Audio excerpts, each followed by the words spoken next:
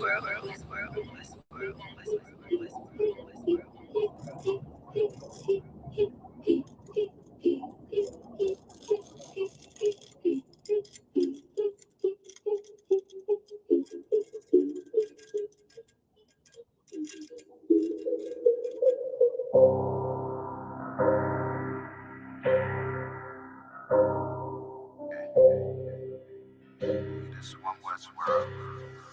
guess I should ride with Lex.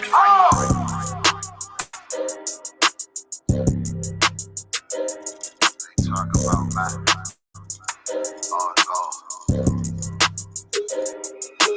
It's about time, so no curses to our enemies. You can try to run when you're gone, it's your destiny. You gotta fall, never rise, that's the melody. What you get the wrong, but you get another legacy. It's gotta do the shit, when I do it carefully. You can lose everything you own over jealousy. When I met her, I ain't never sweat her, I just let her breathe. See you down, keep my foot on you, that's not my pedigree. At your throat, I done took an oath, I pray I never leave. I'm a different guy, you're surprised, tucked in my sleeve. Boy, you fucking stupid, sold your seat for some bloody beef. True nation, cut the conversation, better keep it brief. It's about time, so no curses to our enemies. You can try to run when you're gone, it's your destiny. You gotta fall, never rise, that's the melody. What you get to witness, don't get another legacy. It's about time, send the curses to them enemies. You can try to run when you going, this your destiny. Music gotta fall, never rise, that's the melody. What you get to witness, the beginning of a legacy. It's about time, send the curses to them enemies. You can try to run when you going, this your destiny. Music gotta fall, never rise, that's the melody. What you get to witness, the beginning of a legacy. They don't wanna know, we tell them, they just won't believe. It's about the journey, I ain't worried, moving at my speed. Saying we ain't much to be desired, gotta disagree. Sorry, one of mine, then we spinning like rotisserie. Go against the odds, I'm ready, it's another victory. Cut different, niggas moving foul, where the referee. Moving like the military, something they ain't never seen. One West world for the people, this is what they need. It's about time, so no curses to our enemies. You can try to run when you're gone, it's your destiny. You gotta fall, never rise, that's the melody. What you get to witness, the beginning of a legacy. It's about time, send the curses to them enemies. You can try to run when you going, this your destiny. Music gotta fall, never rise, that's the melody. What you get to witness, the beginning of a legacy. It's about time, send the curses to them enemies. You can try to run when you going, this your destiny. Music gotta fall, never rise, that's the melody. What you get to witness, the beginning of a legacy.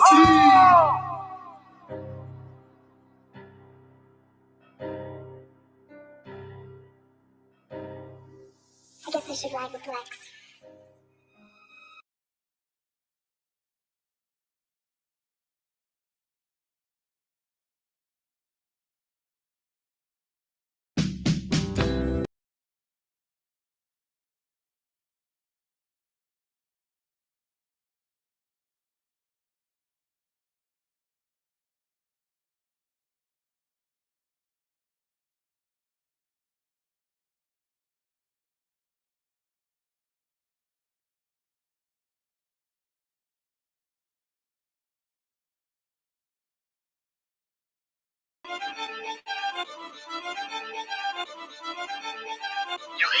You crazy. Big soldier, nigga. Just give me a reason. Fuck peace, getting even. One beat with feet. Taking over, nigga. Yeah. Let me make it clear. They want the cloud, we want the zone. That's the way it is. I'm about to start a fire. Whole team full of riders.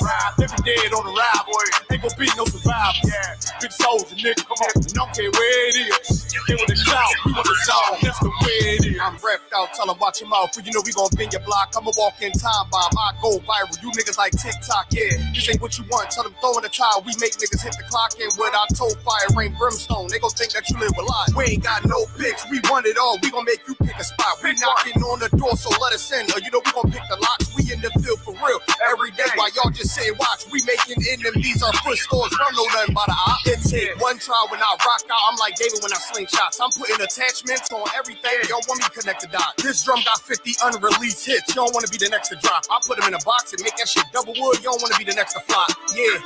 Niggas feeling themselves. Get a shovel, tell them dig the pot. Can't fit you and your man's in it, just tell him get a bigger box. Cause I put you in one and knock you out one. Call up my nigga Knock. I'll put your song on, cut it on mute, and then tell you that shit was hot. That shit was hot. Big soldier, nigga. Just give me a reason. Fuck peace, getting even. Won't beef with fear. Take it over, nigga. Yeah. Let me make it clear. They with the cloud, we with the zone. That's the way it is. I'm about to start a fire. Whole team full of riders. They be dead on the ride, boy. Ain't gon' be no survivors. Big soldier, nigga. Come on. Don't care where it is. They with the cloud, we with the zone. That's the way it is. Big soldier, nigga. I come in the name of the boss. So my niggas that is wartime, already weigh the coast. That point shoot bitch. Red Dead Redemption. Got them niggas scared to whistle. Is you with us or against us? Can't stop to the zone loud. I don't think you get the picture. It come from my head, I'm giving them lead. The preacher give him a scripture. Flow cold style vicious. Niggas sweeter than the missus. Got soldiers posted. I put them on your roof. Merry Christmas. Bring hither and slay him. Got the Glock, got the book of loot. Keep the stick like Dumbledore. Play dumb, I'ma let it loose. Call my gun harmony. Call my main bitch Betty Boop. He the truth, I'ma need the proof.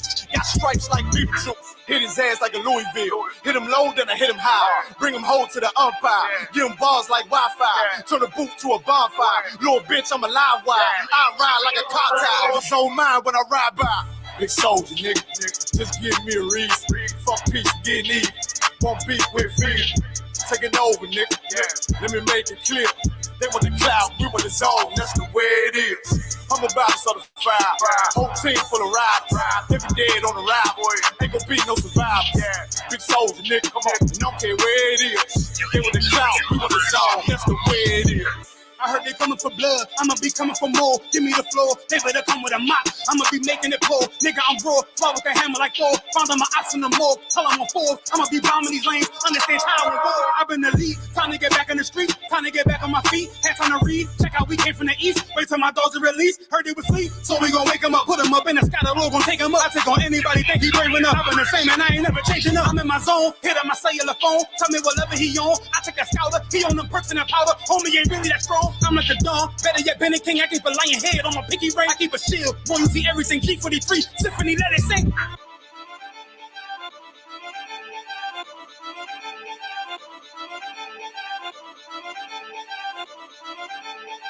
You ain't too, you crazy.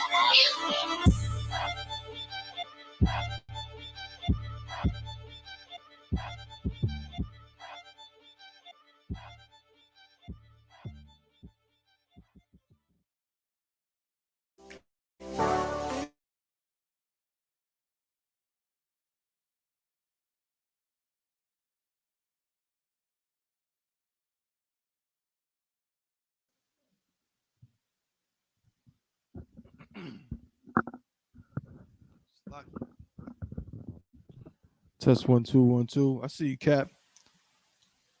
I see you, Cap. I'm just checking this audio real quick.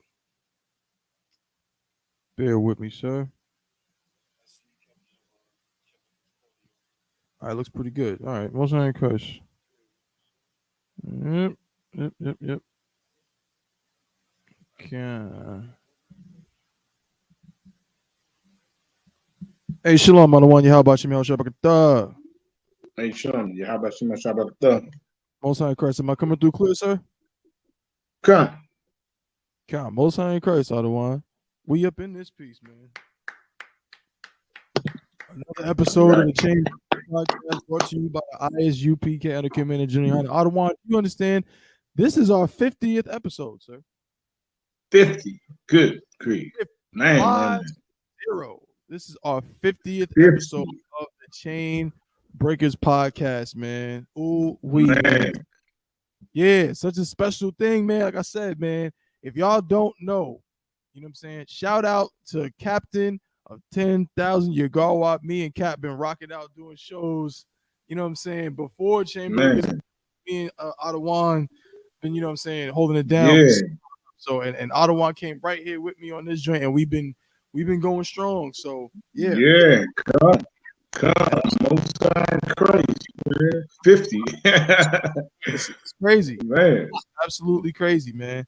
But hey, yeah, that's Chain Breakers Podcast brought to you by the I.S.U.P.K, the Israelite School of Universal Practical Knowledge. Started out of 1 West, 125th Street, Harlem, New York, under Commanding General YAHANNA. You understand? Since 1969, we've been teaching the truth according to the Bible, that so-called blacks, so-called Hispanics, and so-called Native American Indians are the true Jews, the true Israelites of the Bible. You understand? And here we go again on the Chain Breakers podcast, where we break the chains of oppression. We break the chains off the minds of our brothers and sisters. The physical chains have been taken off since the 1800s. If you see what's going on in the world, it should be very clear to you that Yeah. chains are still there. And we have some stories that are just gonna, illustrate this to perfection. I got one in particular. I know Officer Yarmak wants to talk about it. I think he's on the road right now. So we're gonna hold off on that story until Come. enjoy it. You know what I'm saying? So first things first, I have to introduce my brothers, you know what I'm saying, that hold me down again. Captain of 10,000, Yagar Wap, holding it down out there in Oklahoma City. How's everything going on the home front, sir, in Oklahoma? Home on the range. You know. But you know, everything is same old, you know. The oppressors, the devil the Bible speaks of. Right. You know, they just, you know, they do their thing. They do their thing, you know, they do their thing, you know what I'm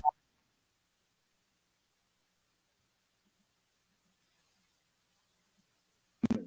I'm breaking down. Conca. I actually got a story out of Oklahoma. We'll probably start there. We'll probably start there with that story. But of course, we should be waiting on Officer 1000 Kowal. He should be joining us in a little bit. And also my brother Officer 1000 Yarmak should be joining us. I know Yarmak is on the road right now, on the road back home, so he should be joining us shortly.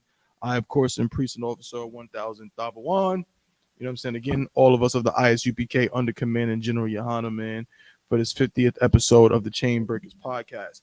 If you have any questions or any comments, please type them into the chat, man. Talk to us. Communicate with us, right? You know, it's an open forum.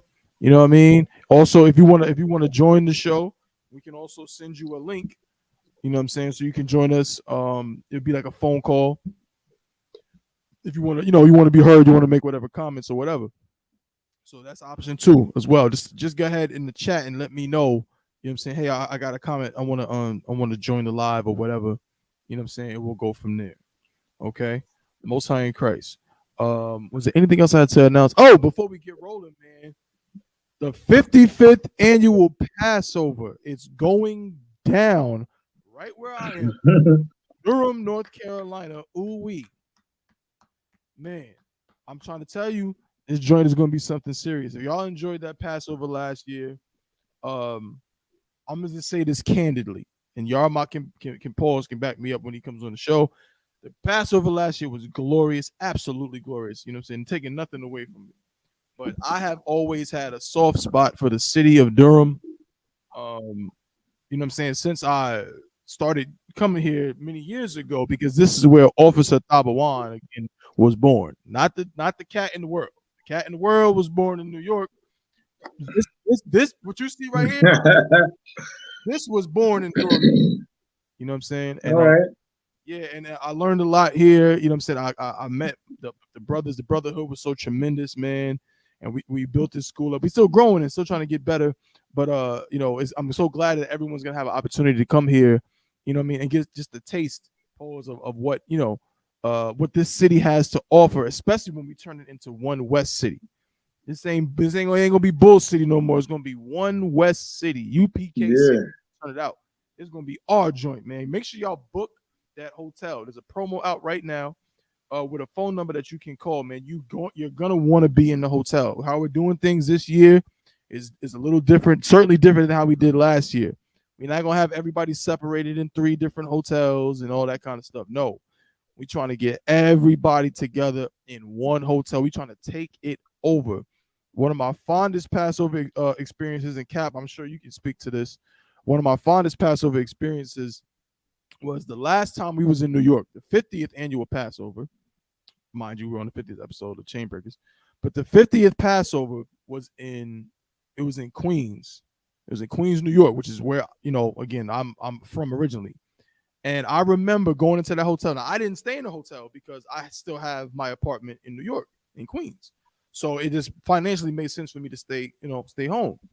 But I remember going to that hotel because we had that was my Hebrew Academy year. We had the trials. And when I tell you, it seemed like there was no one else in the hotel. God. It seemed like there was the whole hotel belonged to the UPK. That's right. All said and done, man. Brothers was in there shooting dice, playing cards, spades. Brothers was in, drinking. Sisters was in there drinking wine, and the babies was running. It was so glorious. It was like we had our own city indoors, and that's what we're trying to do all over again. So make sure that you book your rooms in the hotel. It's going to be something special, okay? But Ottawa, yeah. While we wait for the other Akim, we're going to get into that first story that takes place that's out of Oklahoma. But before we go there, was there anything you wanted to bring out, Ottawa?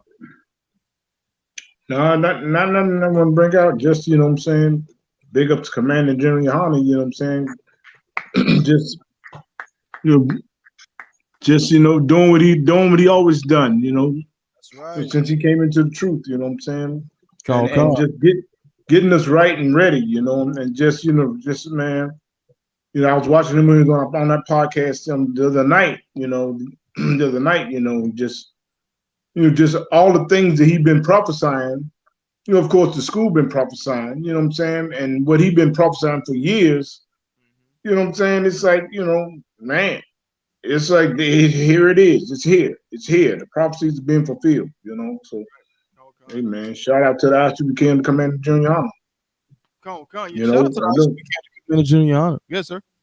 Yeah, and then like he was saying, like I heard him say one time, he's like, he gonna be like, really like, pumped up about it, because he had been putting out, and he had been putting those prophecies out and putting up what's going to happen, and coming out of the Bible.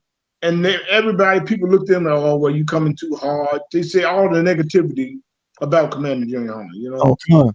That's right. He kept on with it. So he said, yeah, that's right. I'm going to be prideful about it now. That's right. Now they eating their words, Ottawa. Yeah. Eating their words, because World War III, we got some stories. World War III is at the brink. Joe Biden just did like an address that hasn't been done in forever. It's a rare thing, what he just did. Why? Because, again, the next world war is right at America's door. And, again, YAHANNA has been prophesying this since. And everybody's getting into it. Everybody's getting it. I mean, come on, man. And look, and it's crazy thing I heard on the news yesterday. I'm gonna make this quick. And it was they talked about the U.S. soldiers, they're the ones that are still in Iraq, right? Right. They got attacked by drones. Woo. They were attacked by drones by some other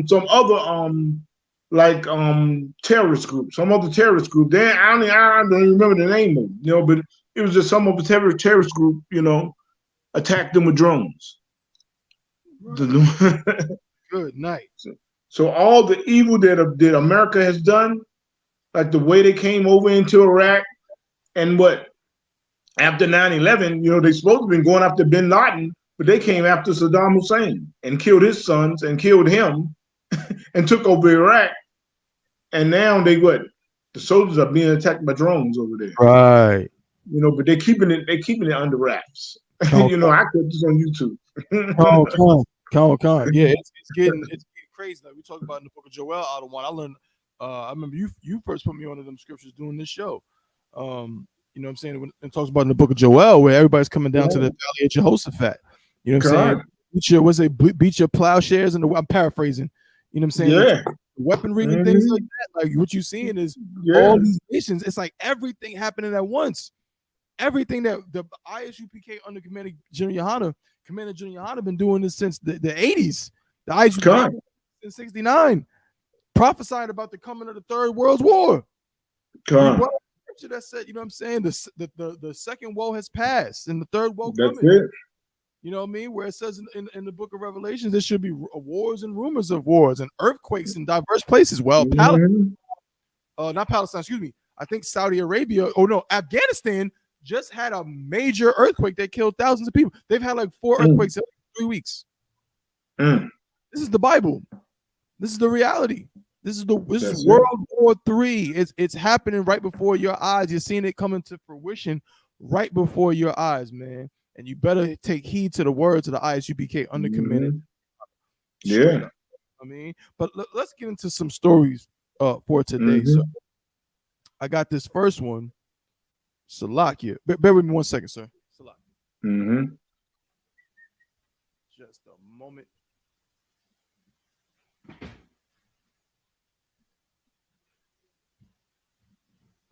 God, Salakia, sir. Yeah. So the first one I wanted to go to this story because it's out of Oklahoma City. Well, out of Oklahoma, actually. You know what I'm saying? Mhm. Where you are. So bear with me. I'm gonna pull this up. This is what's crazy, and I want you to, if you could, sir, while we're talking about it, what I want you to do is, I want you to kind of again give us an understanding. A lot of our brothers and sisters are not quite. Again, we live in different places, and we don't know Mhm. of every place. You know what I'm saying? It's funny. I actually have a bit of a connection to Oklahoma. I've never been there, but my mother lived in Oklahoma for many years when she was a Mm. young girl. So I've heard some stories, some things about Oklahoma, and so I'm gonna get this up on the screen if you just bear with me. But the story says this: Mhm. it says Oklahoma principal, football coach who Mhm. called black players slurs like porch monkey, jigaboo, is charged after allegations of physical and emotional abuse. Ooh-wee. Yes. Okay, man, Mhm. physical and emotional abuse. So let's get into it. Again, let me just send this article to myself so y'all can see it on the screen. Nah, I'll just do it like this. Salakia. Old fashioned way. All right, but I'm gonna start reading the article again. It'll be up on the screen. Mhm. Okay, here we go. No, I got it. Make sure everybody's liking, sharing, and subscribing to the channel, of course. Baba Kushah. You know what I'm saying? Make sure you're sharing it on your social media platforms and all of that. You know what I'm saying? I don't care if you got 10 different. I know everybody got damn near 2-3 different Gmails. You know what I'm saying? Make sure you follow it from all them different Gmails and share it and all of that. Right? Here we go. Oklahoma principal, this is from Atlanta Black Star. Football coach who allegedly called black players slurs like porch monkey, jigaboo, charged after allegations of physical and emotional abuse. A high Mm. school principal who was inducted into the Oklahoma Coaches Association Hall of Fame in 2022 now faces a year in jail after being charged with outraging public decency. Authorities have been Mm. collecting accounts from players from the school's football team that point to him cultivating a toxic environment for students. The Oklahoma State Bureau of Investigation says Ringling High School principal and head football coach Philip Coons.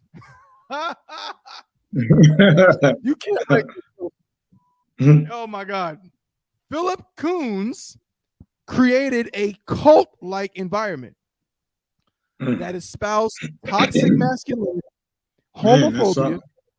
racism, and other forms of social and physical abuse. Here we go. Mm. Here's Philip Coons, Mr. Yep. Coons here.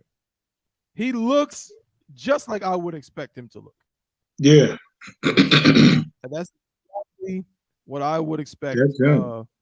from the story we're currently hearing. All right, Philip Coons, y'all. Philip Coons. Here you go. I'll read on. It Man. says his students and their parents' complaints helped launch the investigation after Coons' contract ended in February of 2023.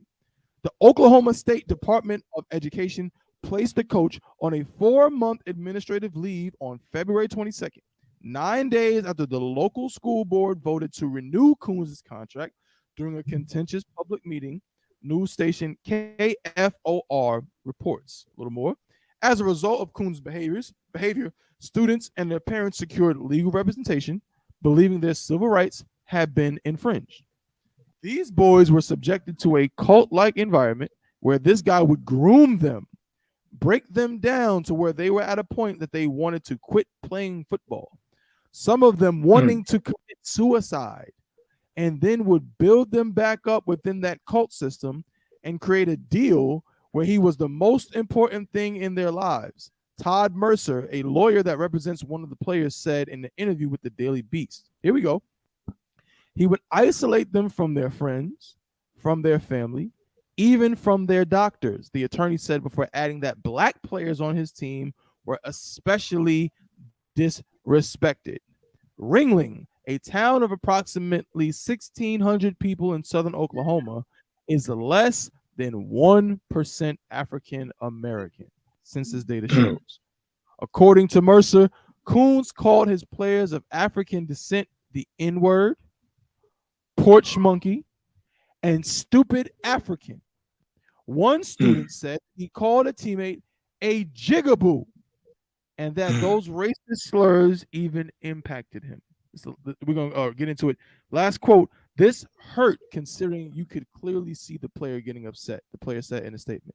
The player also came up to me and expressed how he felt targeted and singled out by his skin color. Ottawa, please give us some insight. This is a glimpse into the world. Hold on. If I could, 1 second, so I'm gonna get right to you. We got Officer 1000. What's going on, brothers? What's going on, Cap? Right. What's going on, brother? Yeah, but you know, shut back down. What's going on? Hanging in there. What's going on, Cap? What's going on? All right. But you right in time for the shenanigans, bro. My man, right here. Right on time. All right. So, Cap, give us some insight. You know what I'm saying? And Kawhi, I want you to get because I know you're a traveled man. You know what I mean? I have always been telling you that around about what's happening in Oklahoma. You know, it's of course it's the dime a dozen state. You know that every 12 brothers you see, whether they're black, Hispanic, or Native Indian, got a oppressor, a so-called white woman for their wife. You know, 10 of them. Like I said, 10 out of 12. 10 out of 12. You know, it's a dime a dozen. You know, so it's like you see a whole lot of, like I said, you see a whole lot of old black men with old white ladies. You know, just a couple. So that type of behavior is like really like a common thing in Oklahoma. You know, it's common. You know, and you see it a lot. And they are joined together. We are joined together with the oppressor, some kind of bad in Oklahoma.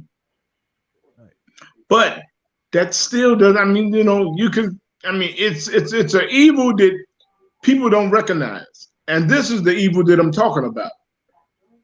You know, with that, it comes what? These coaches are like this.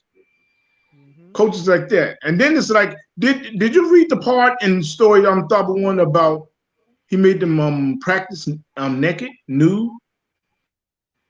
No, I did not, sir. Okay, that was another thing. That was on the news. I just heard that the other day. Maybe yesterday. I heard him. He made some of his football players practice naked. You know, so you know, and so you know what he did to the black ones. You know, and then he said, you know, so it's like it's crazy. It's crazy that all these things are coming about, but we are the priests and the prophets of the Lord, and we bring it out of the Bible, like in Lamentations, what is it, 4:22, when he said he's going to discover Esau's sins. Right. He's going to uncover. I believe. I don't know. I'm paraphrasing. It says he's going to uncover or discover his sins. Like all these things are going to come out. They coming out a lot. They're coming out a lot, and all these things are happening. And good Lord, come on. And he didn't. Can you imagine? And what was about the 1% black?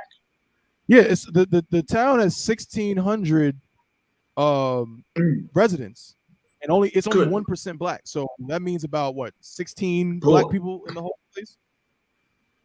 Man, y'all better. I mean, come on, good gracious, man. Right. That's terrible. 16. Can you have any? Man, do you have any other place to live? I mean, come on, to live there. Crazy. I mean, come on. You talking about get out? I mean, come on, man.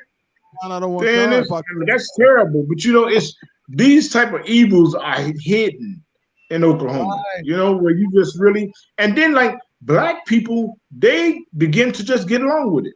Like the Right. Hebrew, like the homeborn slave, like a homeborn slave, they don't really see it like it's really racist. Right. They just Con, say it's a con. way of life. He's just so evil white man or whatever. You know, they probably don't even call him evil. They probably say, well, he Right. just his coach. That's his Right. coach. If I could, sir, You if I'm know, not to cut you off, I want you to speak on this, and I'm coming to you, Kawal. But yeah. that culture is so engraved in the oppressor, and we adapt to it, and we believe in it, and we follow it because we want to, as the scriptures say, we want to envy the oppressor. But there's a part in the article. I'm gonna read this real quick. It says, bear with me. It says, where is it? A culture of harassment. Hold on. Intimidation for players for years. There's one thing that was said that I thought was interesting. Also, my people with different disabilities.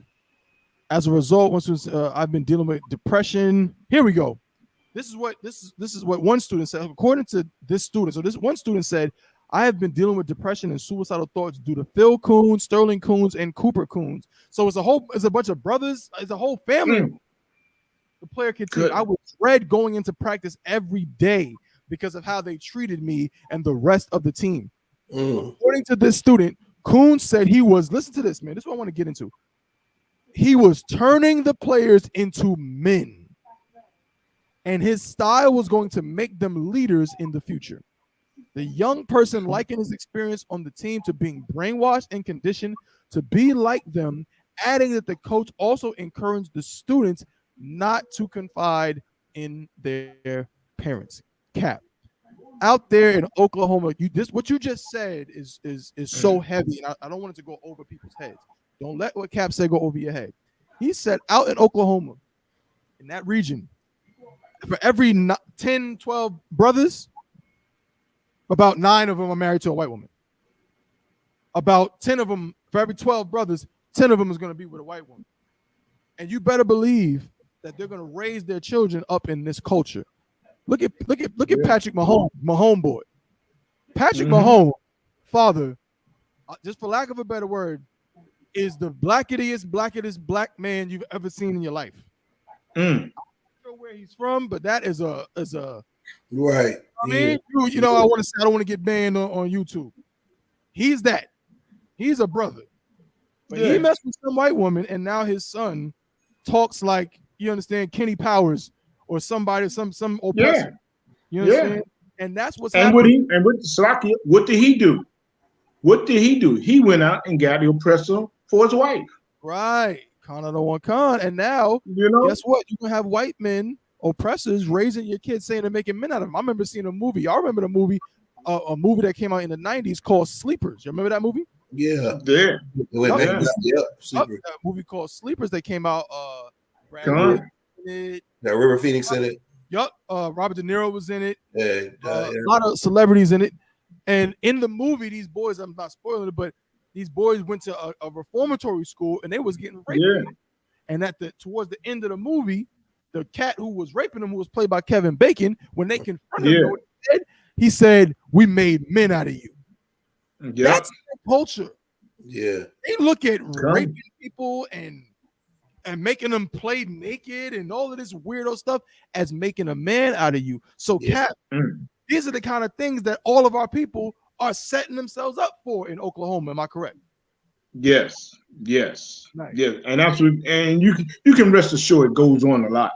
Right. It goes on a lot. You know what I'm saying? And they feel, and they would, like I say, if you come against them and say that they're wrong, they will hold you. No, wait, you wrong. You wrong because you bringing that stuff. You talking about that stuff. You wrong. You know, you trying to split us up. Right. You know? It's crazy. It's like I said. It's funny because I always told the story about when I first came out here. When I first came out here, I went in the grocery store and me and my rib, we were laughing and talking to this Edomite lady, the white lady. We was at the cashier. She was the cashier. So we was talking to her, you know, just blasé, whatever, you know. Well, the next time I came in that same grocery store, I came in there by myself, and the white lady said said to the other white lady, "Here comes trouble." What? Yes, she Yeah. said, "Here comes trouble." You know, Here comes trouble. yeah. So I'm just like, and like it was funny because she said it in a way like she didn't want me to hear it, but Right. she like said it under her breath, like they were saying like what I'm saying when the store is not they're real busy and they have time to like talk to one another, the cashier, because it's like a grocery store, Mhm. So she said to the other day, and look, the funny thing is, it's a lot of this store is like a Hispanic store. A lot Wow. of Hispanic people work there, and I think it may be they may own it, they may be, but of course you have oppressors working there, Mhm. So this oppressor said to the other oppressor, "Here comes trouble." Good night. God damn. Yeah, Here comes. yeah. Mhm. That's crazy, Ottawa. Yeah, I mean, it's like that's why it's like it's so crazy, and terrible how joined we are. That's why when we go out to camp, we be out there, blazing, and our people, Mhm. a lot of Israelites and Gadites at the place come past at the place because it's like a movie theater and everything. So a lot of them they come past and listen, and they be like, yeah, agreeing with us. Some of them get flyers and stuff like that. But a lot of times, you have, of course, you have the oppressor come up, but a lot of times, Judah, they may listen to a certain extent. They'll listen and then be like, but it's like you could sell a lot of them are tied to the oppressor. Right. They're tied to the oppressor, and they like really like, I can't. They don't want to be on camera, and they don't want to be like really caught like agreeing with us. But a lot of them be like, yeah, they really feeling what we saying, but they don't want to rock the boat. Right. They don't want to rock the boat, so they just mainly this one brother and sister. They talked to us before we started the camp. They was talking to us and agreeing with us and talking and everything. And then when we started the camp, they was like way across the way listening. They didn't want to like stand there. Right. They didn't want to stand there in front of us and get caught on camera. They were Right. like way over there sitting down, like listening. Then I'm thinking like, damn, why don't they just come over? But Right.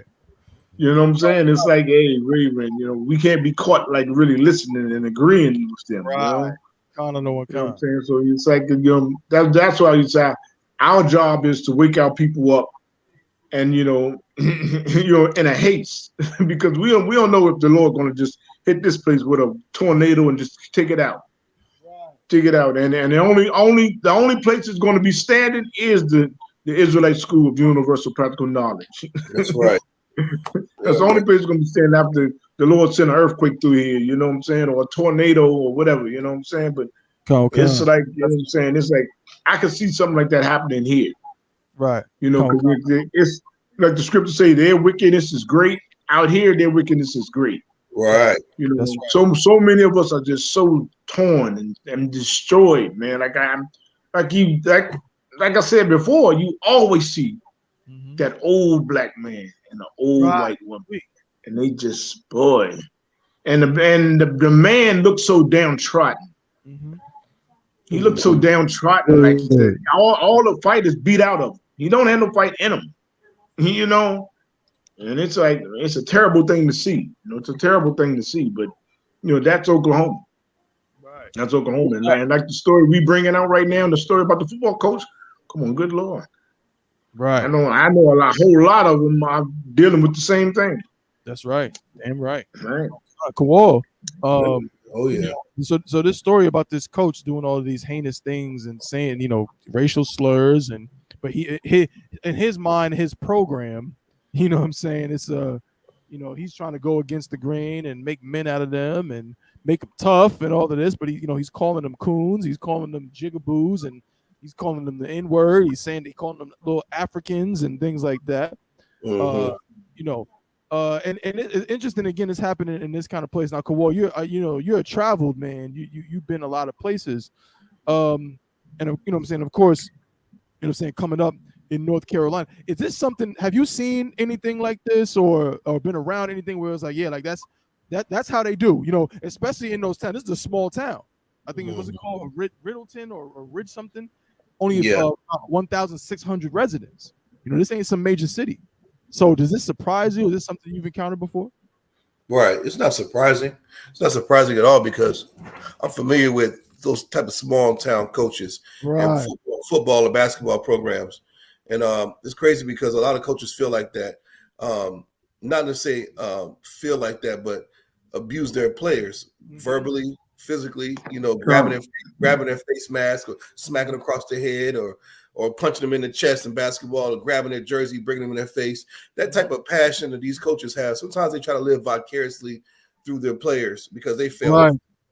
Because they were trash. Yeah, you don't see Primetime doing that because he made it. Hall of Fame. He cool. He dancing on the sideline wearing shades and jewelry. And, people hate that. But he could be abusing these kids, which he's not. Right. He's not living vicariously through these kids. He's achieved everything. Right. A lot of these coaches are very insecure. That's right. And this specific guy here, this specific coach, not only is he a pervert and disgusting bastard, his sons are too because they coach with him. Wow. And I started wondering why the hell the staff didn't bring him up on charges before the players had to. Right. His sons, he taught them to be disgusting like him. That's right. Even going so far as to talk about the teachers they screwed around the kids. So imagine your math teacher look good, your Spanish teacher, and you go to practice and you hear one of the Coons brothers or the coach saying how they smacked her last night. Wow. How they took her down after Chinese last night.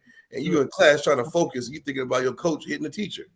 You shouldn't be hearing that. It's stuff called grown folks' business. That permeates through the program. You don't say that around kids. These are still kids. I don't care how much muscle they have. Go ahead. No, go ahead, bro. I'm just agreeing with you. I don't care how much. I don't care how much creatine they take, how big in shoulders they are. These are children we're talking about here. They need the chance to be able to play football or play sports and go to school academically in an environment that fosters their learning, not hinders them. Talking about sexual escapades between players' girlfriends. Like one of the comments said that if one of the players had a girlfriend on the team and she dumped him like a cheerleader or something, she go screw another guy, and then they ridicule the dude like, hey, she's screwing this guy now, and they'll start calling the boy player by her name. Just making them feel even worse than they are. That's not fuel to push more weight. That's toxic. And what that's going to do is it's abuse. And them kids, you try to make men out of them, you're making a bunch of perverts and angry little boys who's going to join the world. And they're going to get fired from their first job for sexual harassment because they're going to think that crap is okay. And I'll be brief. The life of an athlete is sometimes a cold, lonely life, meaning if you really care about that sport, you're going to dedicate a lot of time. And if you're really good, you might miss your prom for it. You might miss your senior day because you're too busy traveling or you're doing things to try to make it to the next level. And the last thing you need is to have these experiences where they're very, very abusive and you don't have a lot of happy memories about football camp, basketball camp, because you hear the voice of this coach yelling at you, calling you a P word. That's right. That's or right. Stuff like that. And the stuff you sacrifice to try to play these sports is just not right. That coach will owe them more than you taking the time from these kids. That's something you can't get back. So they say he was only facing a year in prison. He need to be facing more than that. That's right. The damage he's causing is going way deeper than just surface level. That's something you just get over. You're embarrassing them you're embarrassing players in front of the kids, in front of each other, peers. Not only would he probably, if he's doing that in practice, during the game time on the sideline, it gets quiet sometimes. I've been in football games where I can hear the coaches, assistant coaches, like berating these children on the sideline. Like, you soft as hell. That weak ass hit. I'm like, man, his girlfriend and mama sitting in the stands. Like, you talking about? It's like, that's why I came to school. I really learned true brotherhood and sisterhood comes to I.S.U.P.K, like how to talk to people. Right. You might think that's okay from where you're from, your culture, environment growing up. It's not okay. You got to watch your damn mouth. You don't know the words that you say and stuff like that. You may have came up and raised by wolves, or you were raised under a coach like this Coombs guy here, and you think talking to people like that's okay. It's not okay. That's right. You know what I'm saying? And half of those players are not going to make it to the NFL. Right. They're not. Matter of fact, more than 99% of them are not going to make it. Only 1% of them players on that field is going to make it. Right. Now, the rest of them are going to work for Subway. The rest of them are going to be your managers at Walmart, your teachers, your police force. And that's what you're going to be dealing with. A bunch of freaking sexual deviant, idiotic, That's it. emotionally That's it. uncontrolled students because of what they've been through. That's right. You know, Come. so he should be fired. He should be fined, and he should be banned from coaching ever again. That's right. And his sons should be banned and fired. And of course they're white, so they picked this picture, this big ugly caveman. And then on top of that, where's his son's? Where the assistant coach pictures at? Everybody should be held liable because if you're doing that to kids, everybody heard it. Like he's the coach is a coaching staff, not just one coach. A football team has like 10 coaches. Right. Basketball team, you might have 2 coaches or 3 coaches. A whole football team with 100 kids, 60, 70, you got like 5, 10 coaches, man. Like, yeah. So lock your brother. What you saying is so heavy. I went to go find a picture of the Suns, man. This cat is not brother. He's definitely not a brother. This cat is so disgusting. I'm reading the thing right here that says he faced allegations he bullied and harassed his players.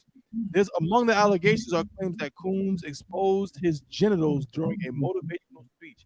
This dude is a pervert, man. Yeah, of course he did. Yeah. That's a charge in itself. On the head. Yeah. You hit the nail right on the head when you said these guys are pregnant. And that's what I was talking about, Cap and Kawal, when I brought up that. You think that this is just, he's just so passionate for the game. He's so passionate for the sport. That's what they always do. Remember back in the 80s, they used to love Coach Bobby Knight. Oh yeah, Bobby Knight. Yeah, Bobby Knight was throwing chairs, yelling at players, and all of this stuff. And they thought, he's really trying to make men out of them. He's really wreck in a BAN. Basically, what he is. You know what I'm saying? If you're a real coach, you coach with, you know what I'm saying, like Greg Popovich. Again, I'm not giving props to no oppressor, but I ain't never seen Greg Popovich smack Tim Duncan upside his head. Nah. Exactly. And I ain't never seen him do. He didn't have to. Exactly. This X's and O's. Do this. Do this. Get your head in the game. Yeah, you sometimes you rallying the troops. Cool. You know this. During your time being in East Coast military, of course. Like, or anybody, even you, Cap, just leading men. Sometimes you got to be a little stern. But showing your genitals in a motivational speech, what the hell is that? Yeah, they're perverts. And even in Esau's military, when you go to basic training, a place where you getting kids off the street from all walks of life, even a drill sergeant, they'll say some foul stuff to you, but they're not showing you their genitals. They're not going to the point where they're trying to destroy you mentally. They're just trying to break you down in order to get you used to dealing with stress in wartime situations. So you can think clearly. It's a totally different psychological ball game they're playing. I'm not saying that every drill sergeant was right, because I've been around some toxic drill sergeants that should have been fired. However, not one of them has showed their genitals or talked about having sex with a fellow another drill sergeant. But these coaches here over a game. These are grown men who are trusted to watch these children and teach them football.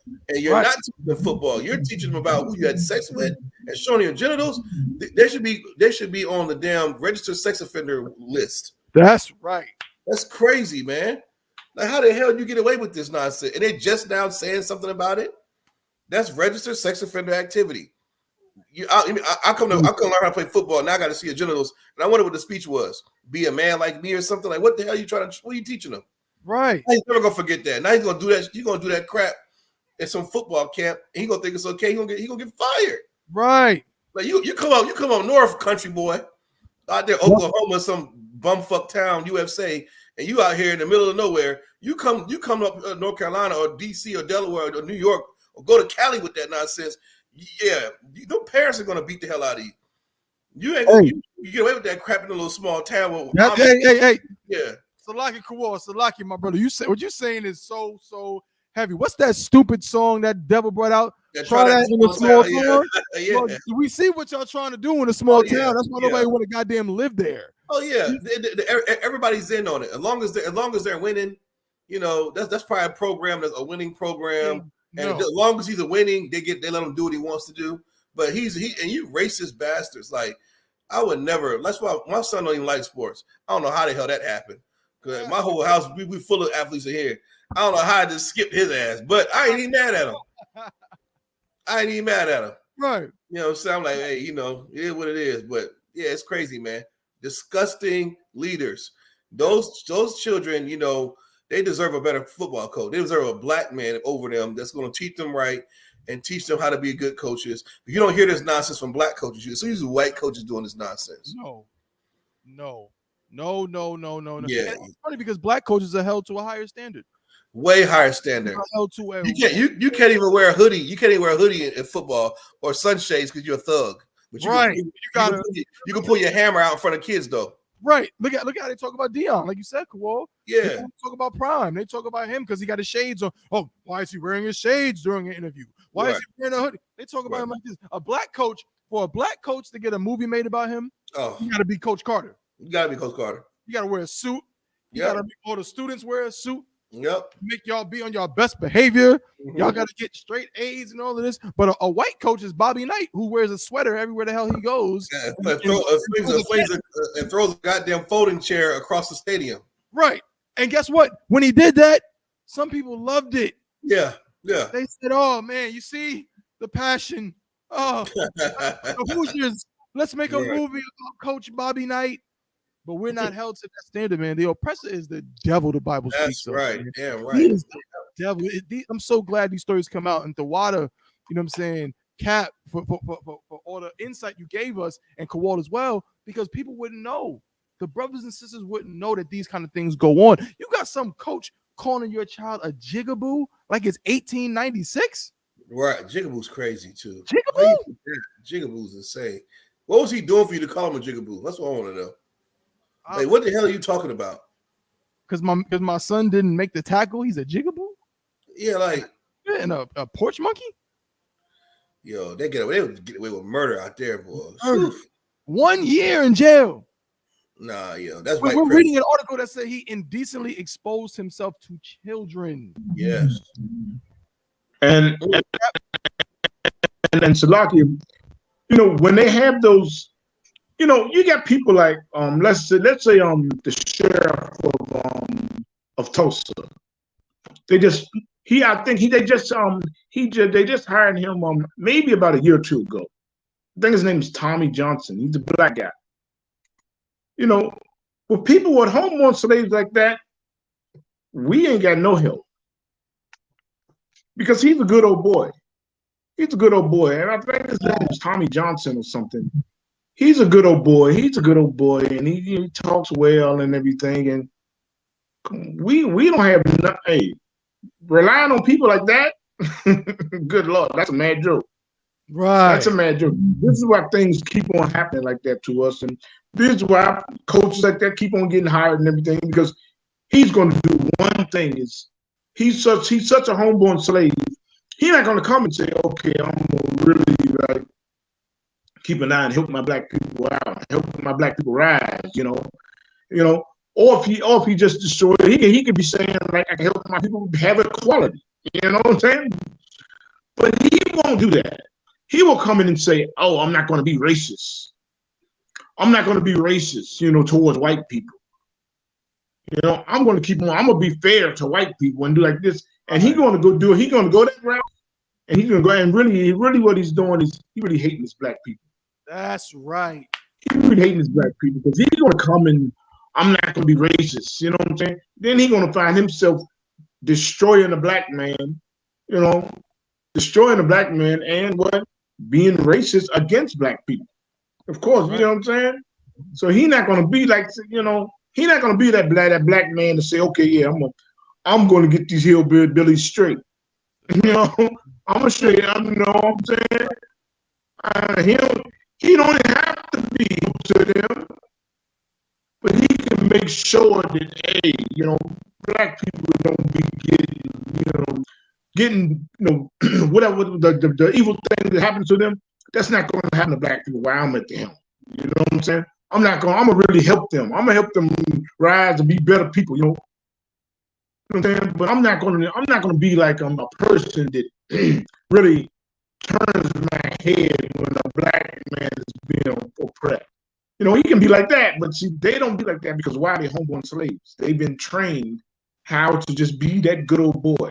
That good old boy, and hey, it's okay for him to be racist. It's okay for the oppressors to be racist, but hey, don't you be racist like them.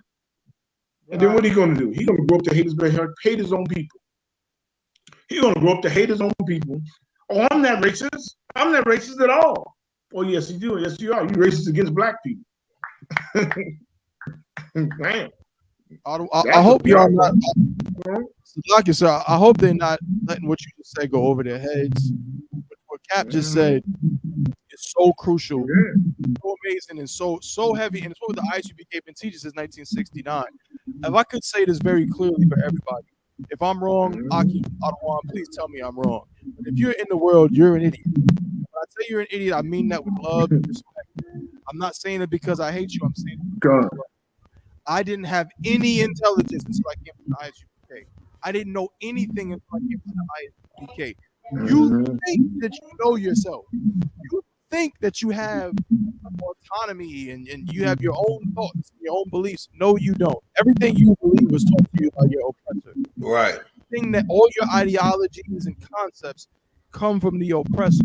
So when you say something like, well, no, I'm not going to be racist against anybody. I'm just going to love everybody, be friends with everybody, and da-da-da-da. And, oh, yeah, I'm going to be so, they always say this, like Kappa saying, oh, I'm so against racism. I don't care if you're black. If you're being racist and you're black, then you're wrong. Guess what? Ain't no goddamn such thing. You cannot, you got to make a choice. This is a fight between good and evil. Either you're on the side of good or you're on the side of evil. You cannot be in the middle. There is no gray area. You cannot love your oppressor and love your people. You just can't. And guess what? You can't love your people and love the oppressor. You just can't. You can be nice to them. I'm very respectful to oppressors. Why? Because I'm trained to be a nice, kind individual. I was raised to be that way. So yeah, I'm not gonna see an oppressor coming through the door and try to slam the door in their face. No, I'm gonna hold the door. And they say, thank you. I'm gonna say, you're welcome, because I'm a decent human being. But I'm not gonna lie to them either. You going into slavery. You going into captivity. That's just what's gonna happen. That's just the truth. You understand? So yeah, so you can't act like it's both ways. What Cap is saying is so heavy. Either you love your people or you hate your people. That's it. That's it. That's no right. in between. You understand? And if I could, real quick, let me bring on my brother, officer of 1000, Yaramak. Yeah, right. In the house. What's going on, brother? Hey, what's popping? What's the word?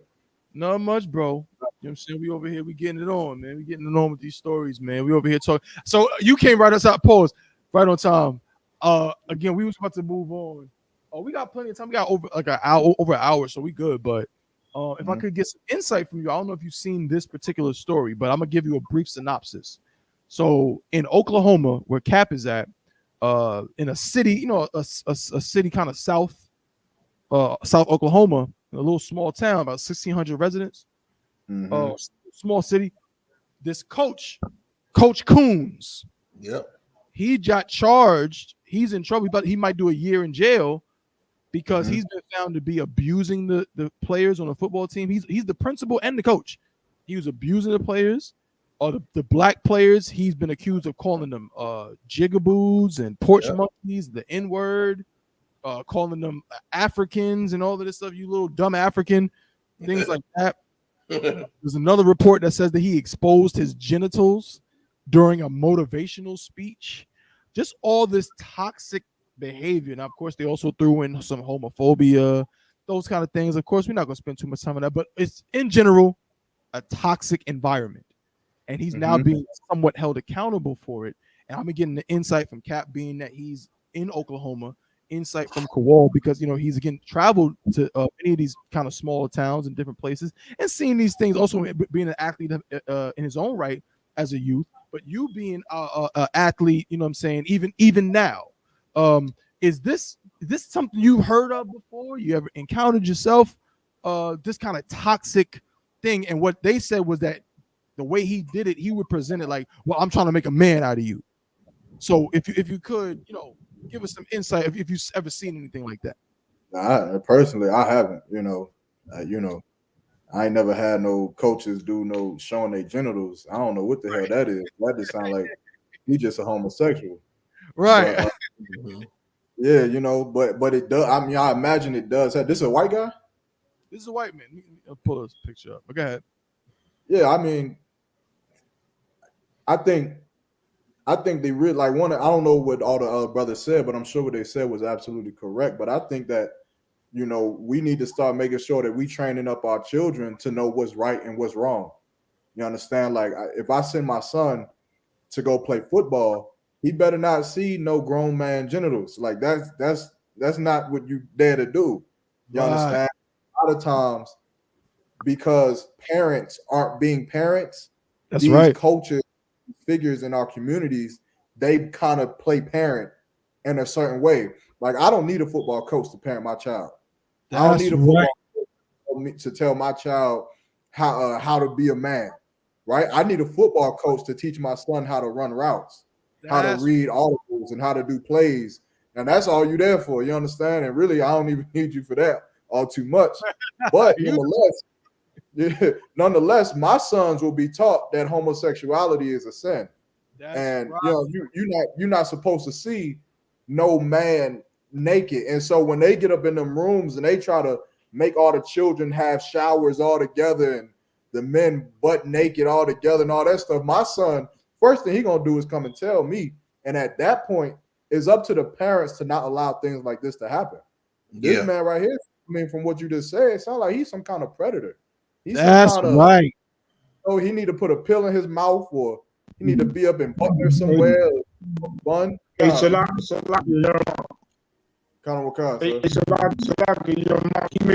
he make them practice. He make the team practice naked.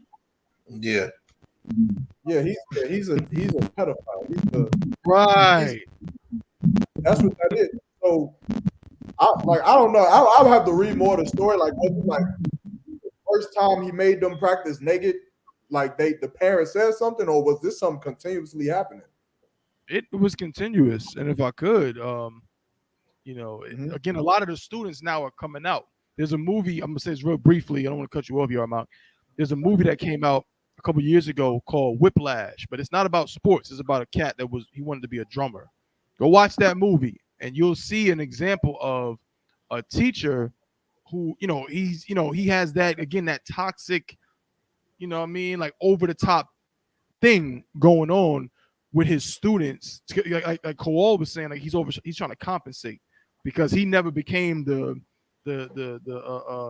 Pro Bowl running back he wanted to be, or the Pro Bowl quarterback he wanted to be. You know what I'm saying? Or he never got a chance to coach in the NFL. So now he's over here yelling at students like he's like he's freaking, Urban Myers or or somebody like that, or right. cats in the NFL. You know what I mean? And so he's overcompensating, and that's what it seems like. So when I was asking you that question, you're about the water again for your answer, but and this is my opinion or my perspective, and I want you to respond to it. Again, I never played high school sports or college sports. So like, I know we got a bunch of athletes on the goddamn Chainbreakers podcast, a bunch of ball playing basketball, boxing ass niggas on the damn show. Tabawan, you know what I'm saying? I was at the science fair. That's where I was. Ain't there all that picture? You was on the block. You was pushing that weight. Hey, why you got to tell everybody my business, bro? but nonetheless, there is, again, from movies I've seen and from these are different things. It does seem to be like some of these sports, even again, like this guy is a pedophile. We know that. But Yarmak, Kowal, Cap, anybody can respond. Is there often a toxic culture around youth sports? Is youth sports in and of itself often kind of carry with it a kind of toxic culture? And we're not feminists here, but toxic in the sense that maybe some things are a little overboard. You understand? Is that something? Would you agree to that, Yarmak? Or you think it makes sense what it is? If I could, I mean, you got to remember, it's so many ways you can unpack it. But when it comes to sports in general, and Kowal has said this many times, right? And sometimes I don't even agree with Kowal, but at this point, I have to agree. Because Kowal be getting off athletes, man. But I have to agree that when you tell black and brown kids that the only way you're going to be great in life is to dribble a basketball, what does that open up? That opens up the avenue to like, yeah, this coach is going to molest you. But if you want to make it to play for UNC, you better not say nothing. Right. Coach K.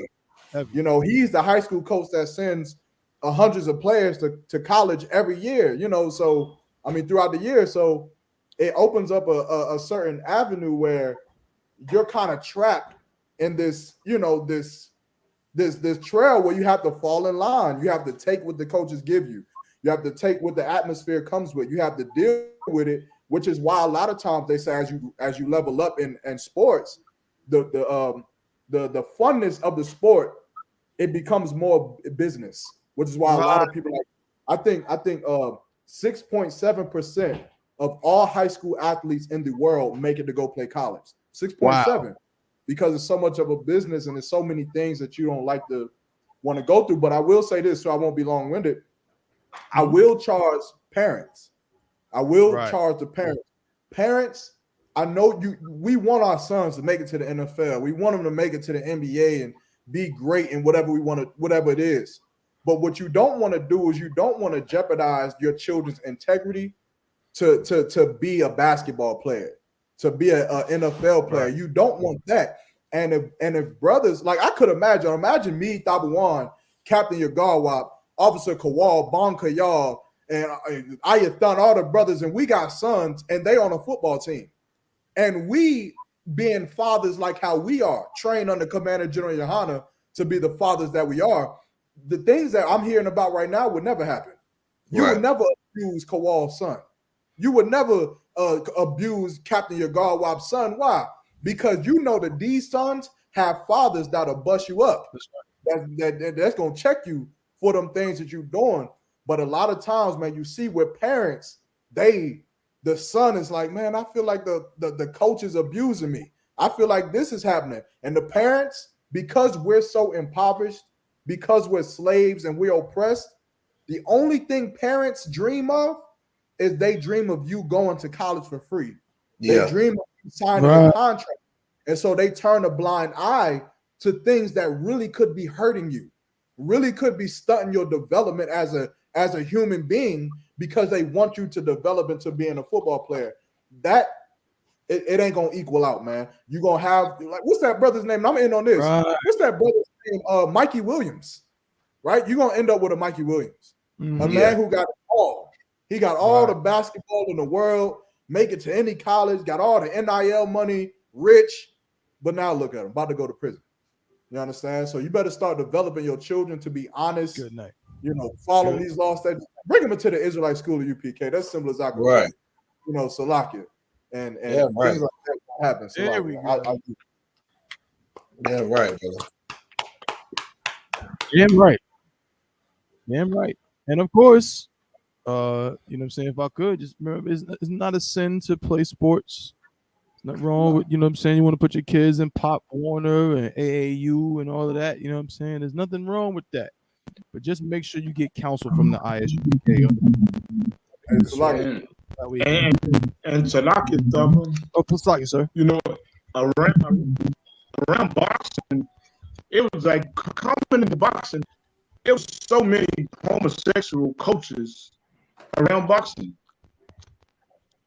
You had I wouldn't say a whole lot, but it'd be in certain ones that people would just word be around. Yeah, watch that dude.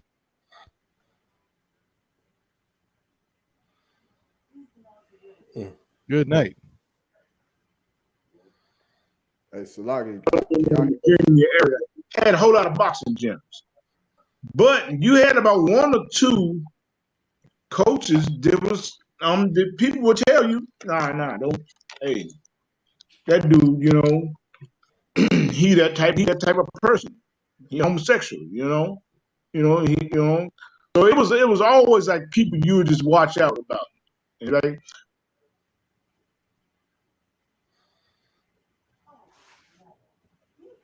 you know, you gotta watch that dude. So you always had that type of element. That type of element was around, you know. Right. And it was like certain people. it was certain people that was protected. You know, like I was protected. You know, and I'm saying, but what about them brothers and the little kids who wasn't protected? Right. That's right. You know, Sugar Ray Leonard always bring out the way he was molested and stuff like He that. said his coach molested him. Yeah, he says coach molested him, you know. So, you know, that type of element always been around. Always been around. Like that dude, it was a dude, Pappy Gold. Pappy Gold ran House Champions Gym. What I mean ran, he's like took care of all the business thing about House Champions Gym. Like Bobby Brown was my trainer. Bobby Brown was an old guy out of Philadelphia. And Bobby Brown was like well known in the boxing, you know, in boxing. But Bobby was always like, if that fake Salakia, he was just saying, ever do something to y'all, ever look at y'all right the wrong way, you know what I'm saying? Say, tell me, you know, he was always like that, you know. Yeah, right. So Pappy Gold never even like mess with us, you know. And plus, my father was always like, and my father had, you know, had a reputation from the streets, you know, that, and he was friends with the other brothers, the brothers that owned the gym. So the gym was owned by drug dealers, you know. So my father was like good friends with the brothers that owned the gym and stuff like that. But and the only reason I had to go there because he was a '68 Olympic coach. He was you can look that up. He was in the 1968 Olympic coach, and Pappy Goat gave George Foreman the 2 flags. You know, he had pedigree. So of course, by the gym being owned by drug dealers, you know, he had that face that, oh, please leave him alone. You know what I'm saying? So, wow. But it was that type of thing. It was that type of thing, you know. But everybody knew that, hey man, Pappy Gold is a homosexual, you know. So it's like you had that element around. You had that element around it, you know. But they knew who to mess with. You know, they knew who to mess with. But he wasn't able to like molest no kids or nothing. You know, not around that gym, you know, because it's so many people around there watching and stuff, you know. But it's like it's terrible that element is around sports. That element is around sports, that homosexual, and it's terrible. It's terrible, you know. That you have that when you go to the nationals, you see certain people, you see people from a different state that you are from, and they'll tell you like, that dude right there, hey, you gotta watch that dude. Whenever they say you gotta watch that dude, oh, he's homosexual. Yep. You gotta watch that dude. And they'll talk about coaches. You gotta watch that dude. It was one fight they said about. You gotta watch that dude. You know. But that homosexual element it was always around. It was always around, you know. And it's a terrible thing. It's a terrible thing because people like say they want stardom so much. They want stardom so much that hell, I don't tell you, you know what I'm saying? I know for sure that we didn't want it that much. You know what I'm saying? If it comes to something like that, man, we're gonna whoop your ass. You know. So it's like it was that type of thing. But you could, man, when we talk about this sports thing, it's always that homosexual element around sports. It's around sports, whether it's boxing, football, basketball, baseball. That homosexual element about these homosexual coaches are around, and you definitely got to watch your kids. Right. Definitely got to watch your kids, man. It's like, you know, it's terrible. You know, hey, it's that thing that's out there. It's out there. It's the sinful kingdom. Right. You know, don't have your kid give his soul, give her soul. Don't let those kids give their soul for sports. That's right. And that's what happened. You give your soul to it. You give your soul to it. Then what? Once you give your soul to it, damn, you'll do anything for it. Right. That's right. Then next thing you know, the years come along. The years go past. Oh, I was molested. Oh, I was molested. You know what I'm saying? Damn, don't love that shit that much. You know? Right. I yield on that. Damn right. Well said, Cap. You know what I'm saying? That's a heavy topic or whatever. Going right back to the concept of separating yourself from these oppressors. You know what I'm saying? But moving right along. Hey, Yahamanna, were you able to get something on that trader? I wasn't. I was not able to get the actual screenshot. I mean, I wasn't able to log into that account to get the screenshots. Gotcha. I'm gonna have to take. It's gonna take me another couple of days or so. I got you. No sweat, no sweat. Let me see if let me see if I could just pull something up just real quick. Yeah, I got it right here. I'm just gonna say this real quick, right?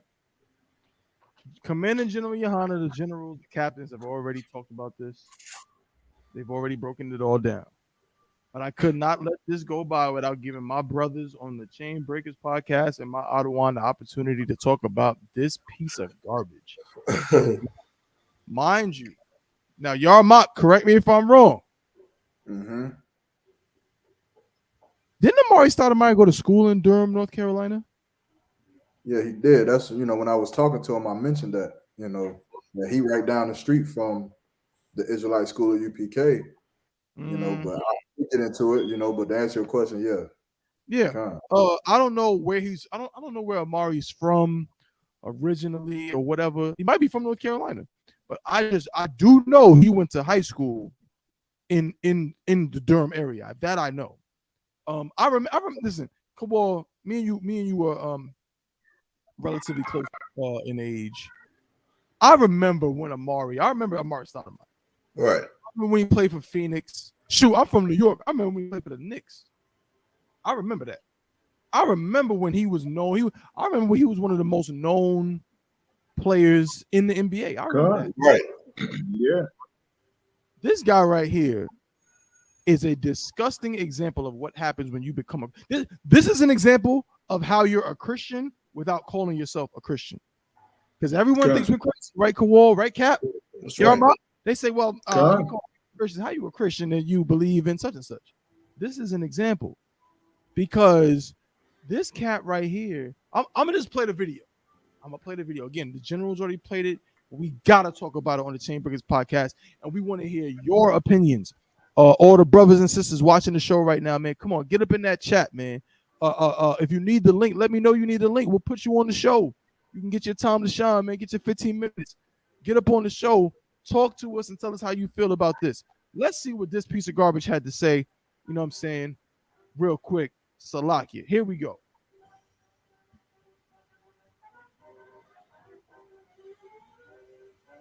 Beast mode. 3, 2, 1. I woke up, man, this morning with some disturbing news out of Israel. That Hamas is kidnapping children, putting them in cages, killing women, killing the elderly. That's some coward shit. That's cowardly. And for all y'all Black Lives Matter who ain't saying nothing, well, let me figure out exactly what happened before I say anything. Fuck you.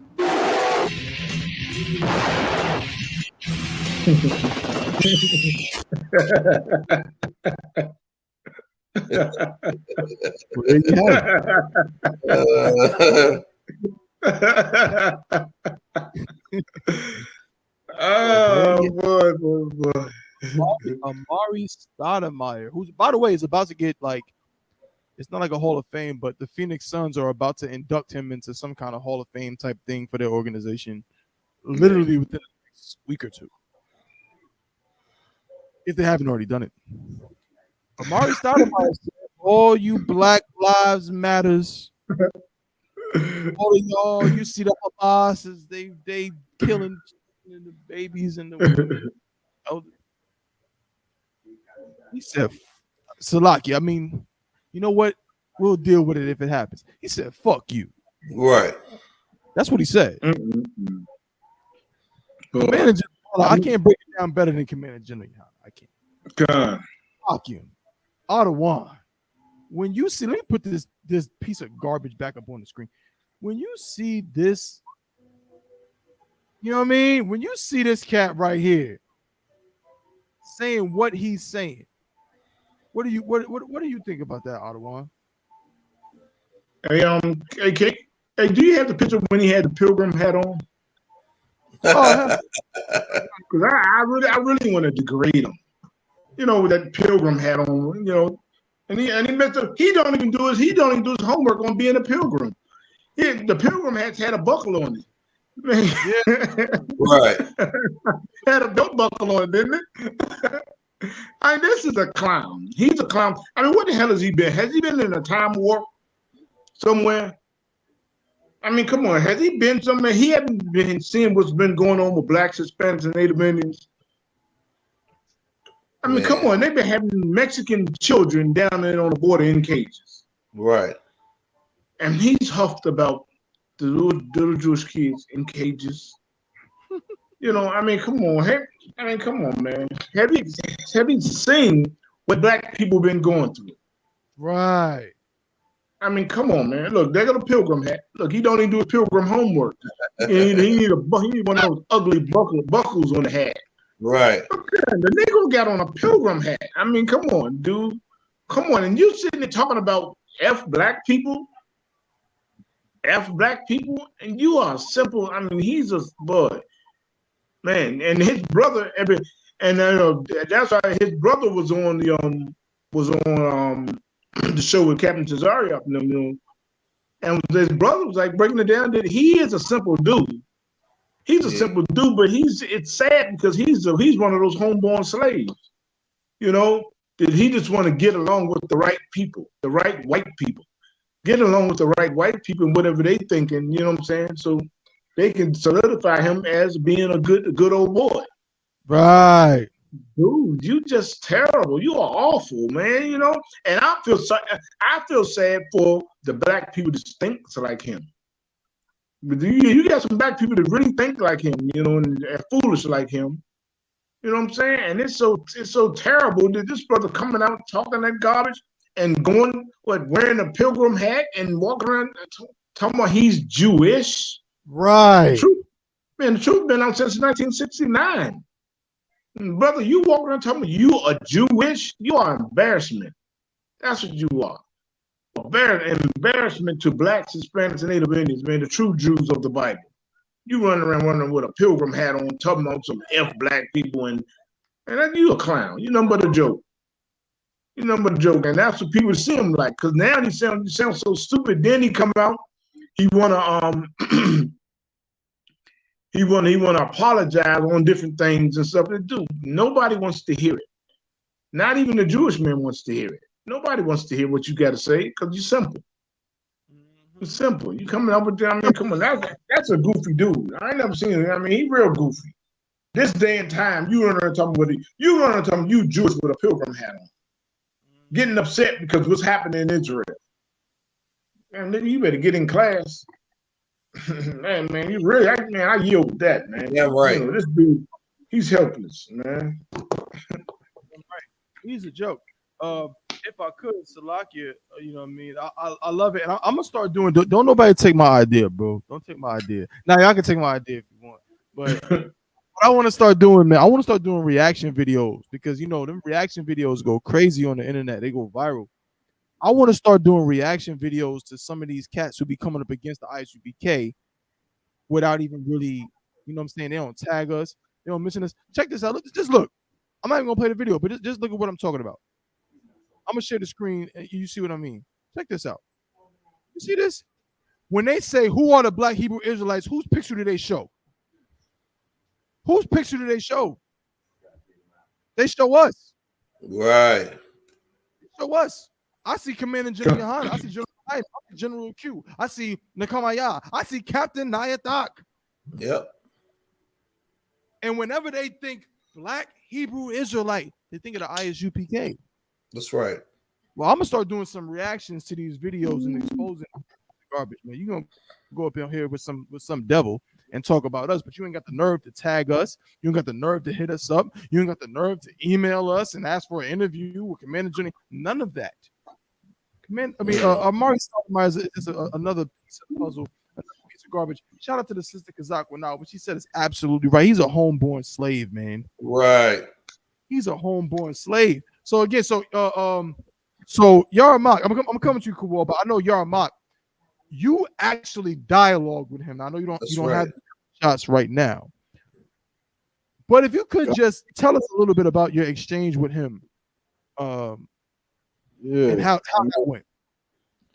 Yeah, so basically, I think I had hit him up. It was about 3 years ago. It was around the time where at least for me, I had first seen him, start speaking about the Israelites and Israelites being black and all this, that, and the third. So I hit him up, and he responded.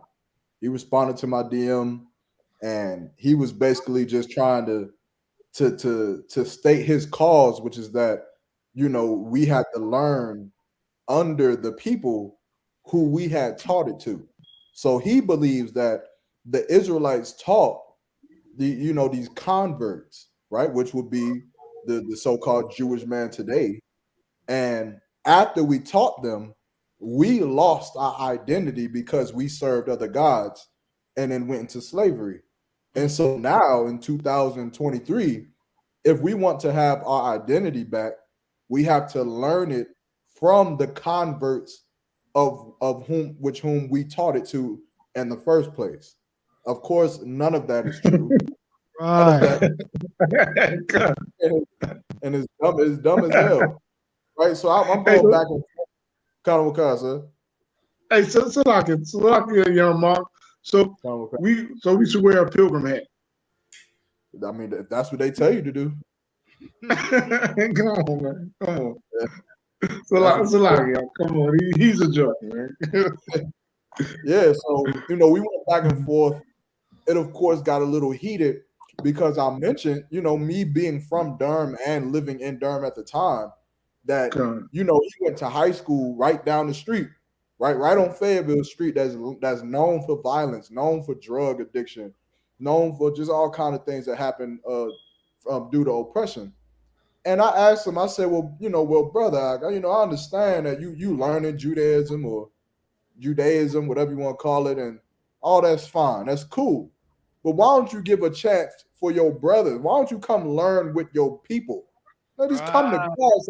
I asked him, I said, you went to school down the street, so you familiar with the area. Just walk up, a couple 100 feet up the road, up Cornwallis Road, and why don't you sit in class with the Israelite school of UPK? And he heavily declined. He declined. And of course, from there, the javelin took over. And I of course told him what I thought about him. Everything, which was no sweat. But it just goes to show you the kind of coon that Amari Stoudemire truly is, man. Oh, yeah. I hope one day I get to see him at camp so that I can say on the microphone, the Lord allows. So I can say that you are just like your father, the devil. Everyone look at him. This is a devil right here. This man, he's like us, but he's a devil. You understand? A lot of people think that devil means a red man under the ground. Devil just means deceiver. And of course, the oppressor is the greatest deceiver of the earth. But this man right here is a bona fide devil. He plays the role, I would say perfectly, but Cap kind of checked him. He got the belt buckle. He ain't doing it all too perfectly. He need a little bit more on what it means to be a devil. Somebody help him out. But I ain't gonna be long with it. That was the gist of the conversation. Like I said, I'll get it from my other Instagram profile, and we'll take it from there, man. But this dude is a sucker, man. He a coward. You understand? Hey, Salakia, Akim, but hey, what young monk just brought out, now he is, boy. I mean, come on. I didn't have no respect for him, before we started, but damn. Yeah. Good Lord. He a real terrorist. Good Lord. Yeah. Man, good Lord. I yield on him. Man. Yeah, he's a disgusting piece of garbage. Kawal, I let pause. I gotta let you get some. So you're dealing with this piece of garbage. Go, Yarmont. That's and he pussy for running back on his words in that interview he did. He's a pussy. Yeah, he's soft. He's soft, man. And you know what I mean? Again, I'm gonna let Kawal. I'm gonna let you speak, bro. This is so crazy to me and so unfortunate again. I don't have the video, but I remember it clear as day. I remember when he first and let me say this too, man. It's like I'm about to go crazy on your bro. Yo, bro. Y'all fake Israelites, man. Y'all are disgusting, man. Y'all fake Israelites, man. That's why we don't really deal with y'all. That's why we really don't mess with y'all. Because when I remember when he first came out, started talking about that Israelite stuff, fake Israelites, what they do, as they always do, they started to jump on it. See what Amari said? See that? See, the truth is coming out. The truth is being spread all throughout the planet Earth. Y'all said the same thing when Kendrick Lamar said it. You said the same thing when this rapper and this rapper said it. And you think it's such a big deal. And it meant nothing. Who the hell gives a damn? Because look at Amari Stoudemire. I remember when he came out saying that black people were the real Israelites. I remember it. I remember the video. I remember all of that. And now look at him. Another pawn. Another slave. You know what I'm saying? Another just disgusting piece of garbage that does the bidding of the oppressor. And the only people who had the nerve to stand up against him was the I.S.U.P.K and the Commander General YAHANNA. Right. What was you, an officer of 50 at the time, maybe 500? I was a 50 when I had spoke to him. Yarmak was an officer of 50 and was cutting this celebrity to shreds. God. To shreds. Why? Because none of that matters, man. None of that matters. We talking about the truth, Ak. We talking about the truth. And this piece of garbage right here with the damn the Abraham Lincoln, you understand? the Amish hat on. He looks stupid, man. Boy. Dumb as hell. Yeah. Bro. Number one, Please. if I could, this is set the record straight. Them fake Israelites, they better than Amari Stoudemire. Just to make the record straight, that Amari Stoudemire is at the low of the low. Oh, yeah, I mean, you're only thing I'm saying, I'm with you, my only thing I'm saying is this: is them fake Israelites, they get, you know how they are, bro. They get real giddy when a celebrity says something about Israel. Yeah. They get real giddy and real like, see, you know, so Stephon Marbury said we're Israelites, so yeah, who the hell cares? But I'm with you. They are better than him because, I mean, look at him. Same thing with Sean. I remember Sean. I came up, you know what I'm saying? I remember the song back in the day. You know the song Kowal. You know what I'm saying? Tell me who won with us. Ashes that. You know what I mean? That was the day. And he turned into a curl. He had the curly sideburns. These guys are not. Listen, man. This work is not easy. This job we do is not for everybody, and it's very obvious because they can't even handle it. They don't even got to go to camp. They can't handle just saying black people are the real Jews. They can't even just say that. It's Native American Indians are the real Jews. They can't handle saying that without having to turn into this. You understand? But Officer Kowal, if you could, Baba Kushah, I mean, here we go again. When you seen this cat, I mean, let's look at him on the screen. When you seen him say the things, I'm gonna play the video one more time, Baba Kushah. If y'all don't mind, I'm gonna stop sharing this.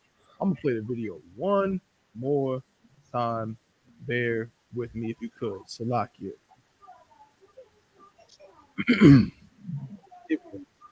let me just play this real. Oh, not this one. A lot of people have different videos on it. Here we go. Yep.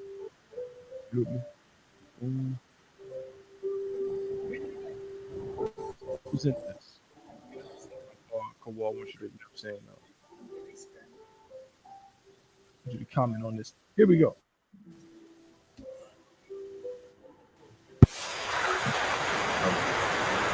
The Hamas kidnapping children, putting them in cages,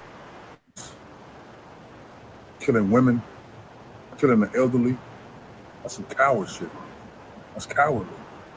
And for all y'all Black Lives Matter who ain't saying nothing, well, let me figure out exactly what happened before I say anything.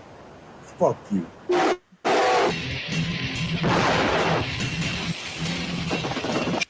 That's it. Officer Kowal, your thoughts? Yeah, that was a harsh statement to make from a man's mouth. He said, even the ones who are trying to figure out what's going on, F you. Like, what's wrong with trying to figure out what's going on?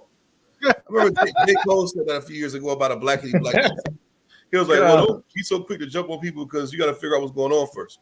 And no one gave him no smoke. But it's like, what's wrong with trying to figure out what's going on first? Everybody's not vested in Israel. because he's invested in Israel because he's going over there and playing basketball for him. Right. Israel playing basketball for that whack ass Israeli team for the last 10 years because he can't keep up in his position with those hybrid guards in NBA. Yeah. You know, you got Paul George the same height as him, blowing by him, and the NBA is like, get him out of here. Mind you, Amari Stoudemire can't keep up, so he can blame injuries all he wants. He couldn't keep up with the NBA. Yep. Right, so he went over to Israel and started, kissing the white man's butt over there, learning how to speak Yiddish, and have a compassion for those people. So of course he has to say something because he lives over there. He has property in Israel. He has business invested with some of those devils. And if he doesn't say something, they're going to cut his water off. That's right. And just like Floyd Mayweather, no different. They sign his checks. They give him all these big deals, all this, all this jury deals, everything he does with the airlines. Like, they don't cut his water off. So they have to say something in interest of the of Israel. But at the same time, he's not educated. I mean, he came out of NBA out of high school. And, everybody who came out of high school, you wasn't really doing no high school work. So he's really dumb. He's a dumb guy. He's just a dumb guy. I'm not saying you got to go to college to be wise. I'm saying he's a dumb guy. He played all his life playing basketball. He don't know nothing else but dribbling the ball. And he's a fool. He's a sponge where you could just pour anything into. He's going to accept it. He came out of high school in the early 2000s, and he didn't touch. Well, come on, man. Like, what does he really know about anything? He's trash. He's a goofy. Yeah, he's goofy trash. You know what I'm saying? And he didn't. If he wanted smart, if he wanted to be educated, he could have took that moment to try to educate people on what was going on. Even though I wouldn't care either way, I don't give a damn about either one. But he could have took that moment to sound wise and start educating people on why they should care. He just said "F you." So now he got to walk down the street, and somebody gonna hold him to that. Hey, bro, I heard what you said, and he gonna get smacked. They're gonna smack that stupid pilgrim hat off his head. Yeah, I hope that happens because this is crazy. Respect it. Like going back to the story we was reading before. Like, you would go out of your way to save the oppressor, bro. So you mean to tell me? So you went to school in Durham, North Carolina? Now, I wonder how many times he has said anything about the murders taking place in Durham. None. The murders taking place in Fayetteville, in Charlotte, Greensboro. I wonder how many times he said something about all the violence and all the drug dealing or whatever that goes on. How many times he said something about that? But as soon as somebody messes with Israel because you make money there, now it's F us. Like, bro, like these cats are pieces of absolute garbage. And I'm gonna say this clearly and distinctly. Amari Stoudemire is trash, bro. Like, what Officer Kowal said is absolutely true. He could not make it in the NBA. He had to run out of town, bro. He had to flee because there was nothing left for him in the NBA. And now because you suck at basketball, you're gonna be mad at us. What do we do to you? Yeah. We ain't do nothing to you. You know what I mean? I know a dude. It's so funny too because in my neighborhood there was this kid. There was this kid who was like, the best player in my neighborhood, right? And I didn't realize, and even then I was like skeptical. I think I found out his dad was an oppressor, right? But he had Israeli citizenship. His father was Israeli. Couldn't make the NBA. So you think we'll be saying on the I.S.U.P.K is trash when we tell you that these oppressors are not good? This dude, again, he was the most popular player in my neighborhood. He was undrafted and could not make an NBA team. I'm telling you, man, those white jeans, they do something. All right? He is not an oppressor. He's different. But he just got phased out. But the reality is, man, is like to see somebody of his stature, and I don't mean physically, but somebody down us for the oppressor, man, that's the low, like Officer Kowal said, that's the lowest of the low. You know what I'm saying? And Yarmat, you are going to be the janitor of janitors. You're not even going to be the supervisor. Right. You're going to be an on-staff janitor. Your job is going to be to mop the floor for 10 hours. That's going to be your job in the kingdom because you are the husband, man. How are you going to talk about your people like that? But we're a hate group. While Amari Stoudemire can say, "Oh well, if you're not supporting Israel, fuck you." What the hell? Right. Hey, Salagi. Yeah, y'all. Then, I don't agree with Black Lives Matter at all. But what the hell does Black Lives Matter got to do with this? Like, what the they? Exactly. Why you ain't asked for the LGBTQ to help? Why is it not F1? You know, why? Yeah. What about the KKK? Why the KKK ain't supposed to say something? Why ain't F1? What about the Muslims? Black Lives Matter? The Nation of Islam ain't supposed to say something? I mean, why'd you name the Black Lives Matter? You know, like, why them? It's just a group. That's just an organization. Right. You got the NFA. NFAC is a group. Why? It's dumb. Like you said, he's uneducated. He's just dumb. He's just dumb, man. Yeah, that's all I wanted to say. I ain't trying to speak too much on it. Yeah. He's an idiot. Right. Right along. You know what I'm saying? F you. Y'all need to stop. Everybody say, if I could, y'all need to stop giving y'all love to these goddamn athletes, man. That's right. You understand? Like, y'all love athletes because he could dribble. I can dribble. You don't love me. You hate me. I can dribble a basketball now. You count your goal. I can dunk the ball now, but you hate me. The only reason I can do it. I can throw out shit. But you hate me. Why? Because the white man don't love me enough to pay me $4 million. That's the only reason. I gotta. Let's stop being simple and just grow the hell up. Like, again, it's not wrong with liking LeBron James and Kobe and all of that. It's cool. But look up to these people on how to live your life. Brother, you are a child. Right. That's it. Most High in Christ. God, the water, bro. Moving right along. Evil. Real quick, we're not gonna show the story, but I don't know. Do y'all remember the story about the sister that had something negative to say about Cheesecake Factory? Remember that? Yeah. Insane. Y'all know, man. I was there last night out here in Durham, South Point Mall. That joint was Tawab as hell. Most High in Christ. Like royalty up in that. You know what I'm saying? It was so delicious. So I don't know, but she actually recently came out. Hey, stop one. You know where I was at? Where was that? You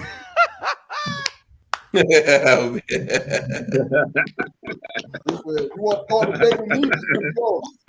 This is what we're doing. Applebee's, $1 margaritas, and they only got one flavor.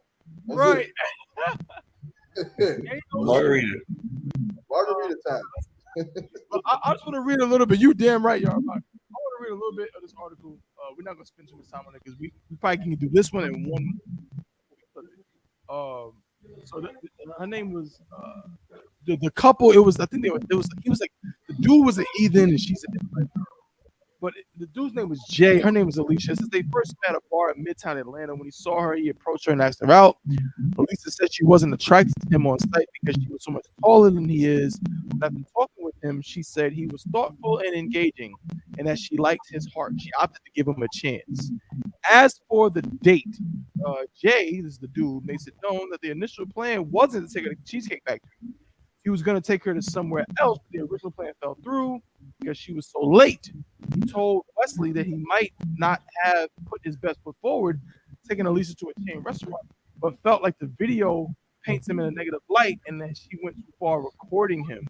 Here's the quote from him. Women kind of have this image of me based on the video, which hasn't helped. It's like they might think everything about me is reflected in that video, and I don't think it is. Her recording me did feel like that's where she was trying to take advantage.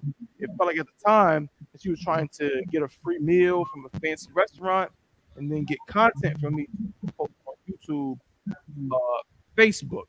I want to read what she said. Alicia says that wasn't the case. In fact, she felt like Jay didn't see her value by taking her to Cheesecake Factory. So she wanted to record a video of her experience for a few women's groups she's part of, red flag, whom she often addresses for opinions on dating matters. Here's what she said. I felt like he didn't see my value. In that moment, I felt like I needed the support of my viewers in that moment. I discussed relationships and things like that. So I thought that was a good opportunity for me to have that conversation and see like, what does everybody else think? Alicia explained, I wasn't really taking Jay's feelings into consideration. I wasn't trying to be necessarily malicious or anything. Alicia also said she runs in circles. I want y'all to, this is what I don't talk about. We might end the show on this. Alicia also said she runs in circles with women who have a high standard of dating. But looking back at her date with Jay, allow her to see how her reactions weren't helpful. This is what she said. To be fair, I was always raised that the man is supposed to cater to you. You're courting me, so court me. That means wherever I want to go, you take me. Whatever I want, you buy me. That's courting. I'm looking for a provider, she said. But after the conversation, I could see how there was a lot of I in that exchange. I was definitely very self-centered. I can appreciate if I do want someone to provide for me, I at least got to be a little bit nice.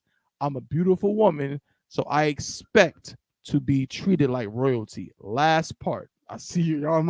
I see, bro. I see this.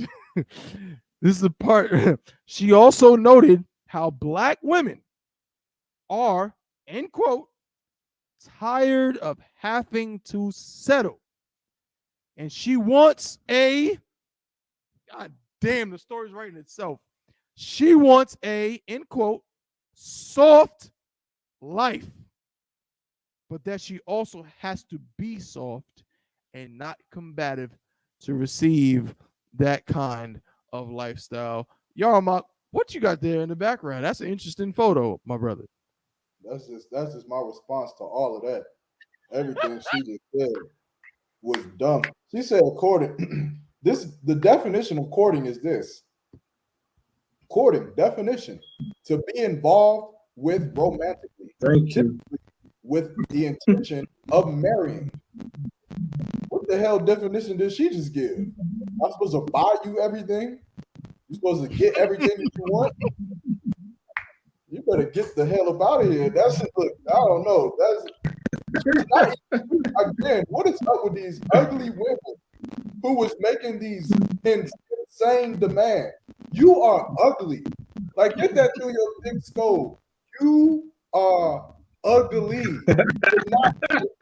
You better be happy with what you get and shut up. You understand? Again, this is like, you're ugly, you uneducated, you nasty, you got a terrible spirit, and you dumb. First of all, Benihana is a chain restaurant, you idiot. You understand? Steak 48 is a chain restaurant. Morton Steakhouse is a chain restaurant.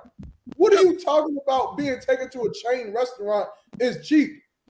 You, oh man. Like,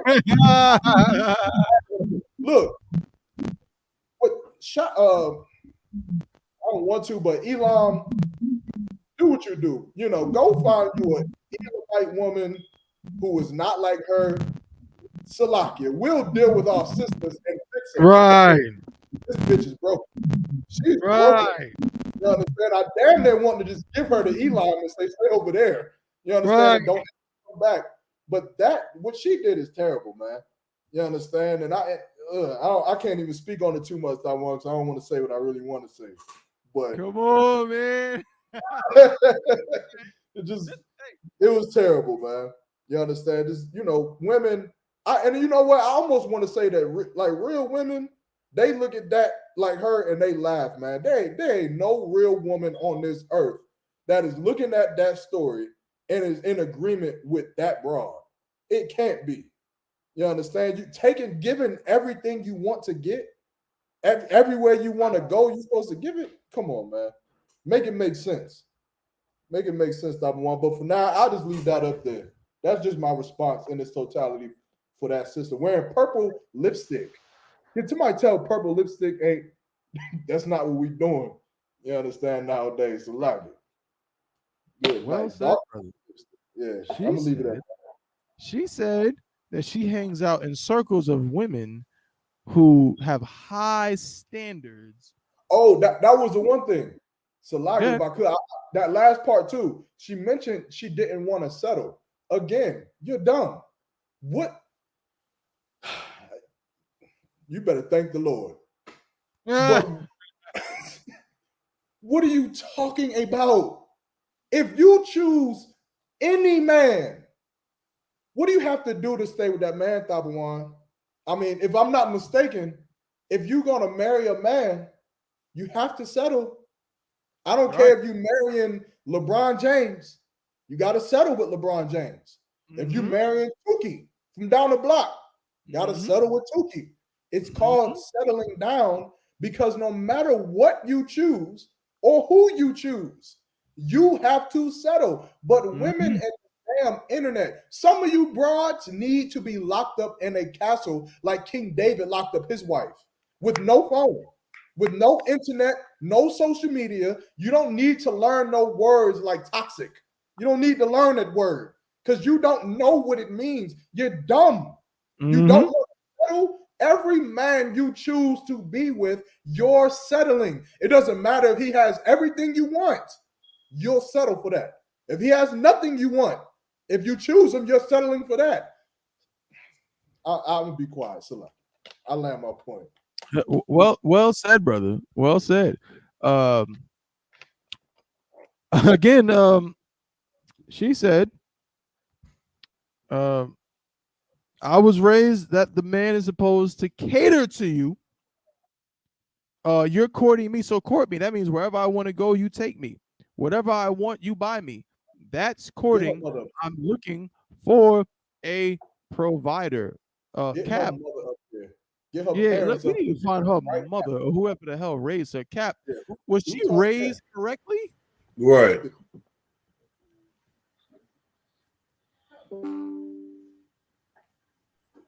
Good, Cap.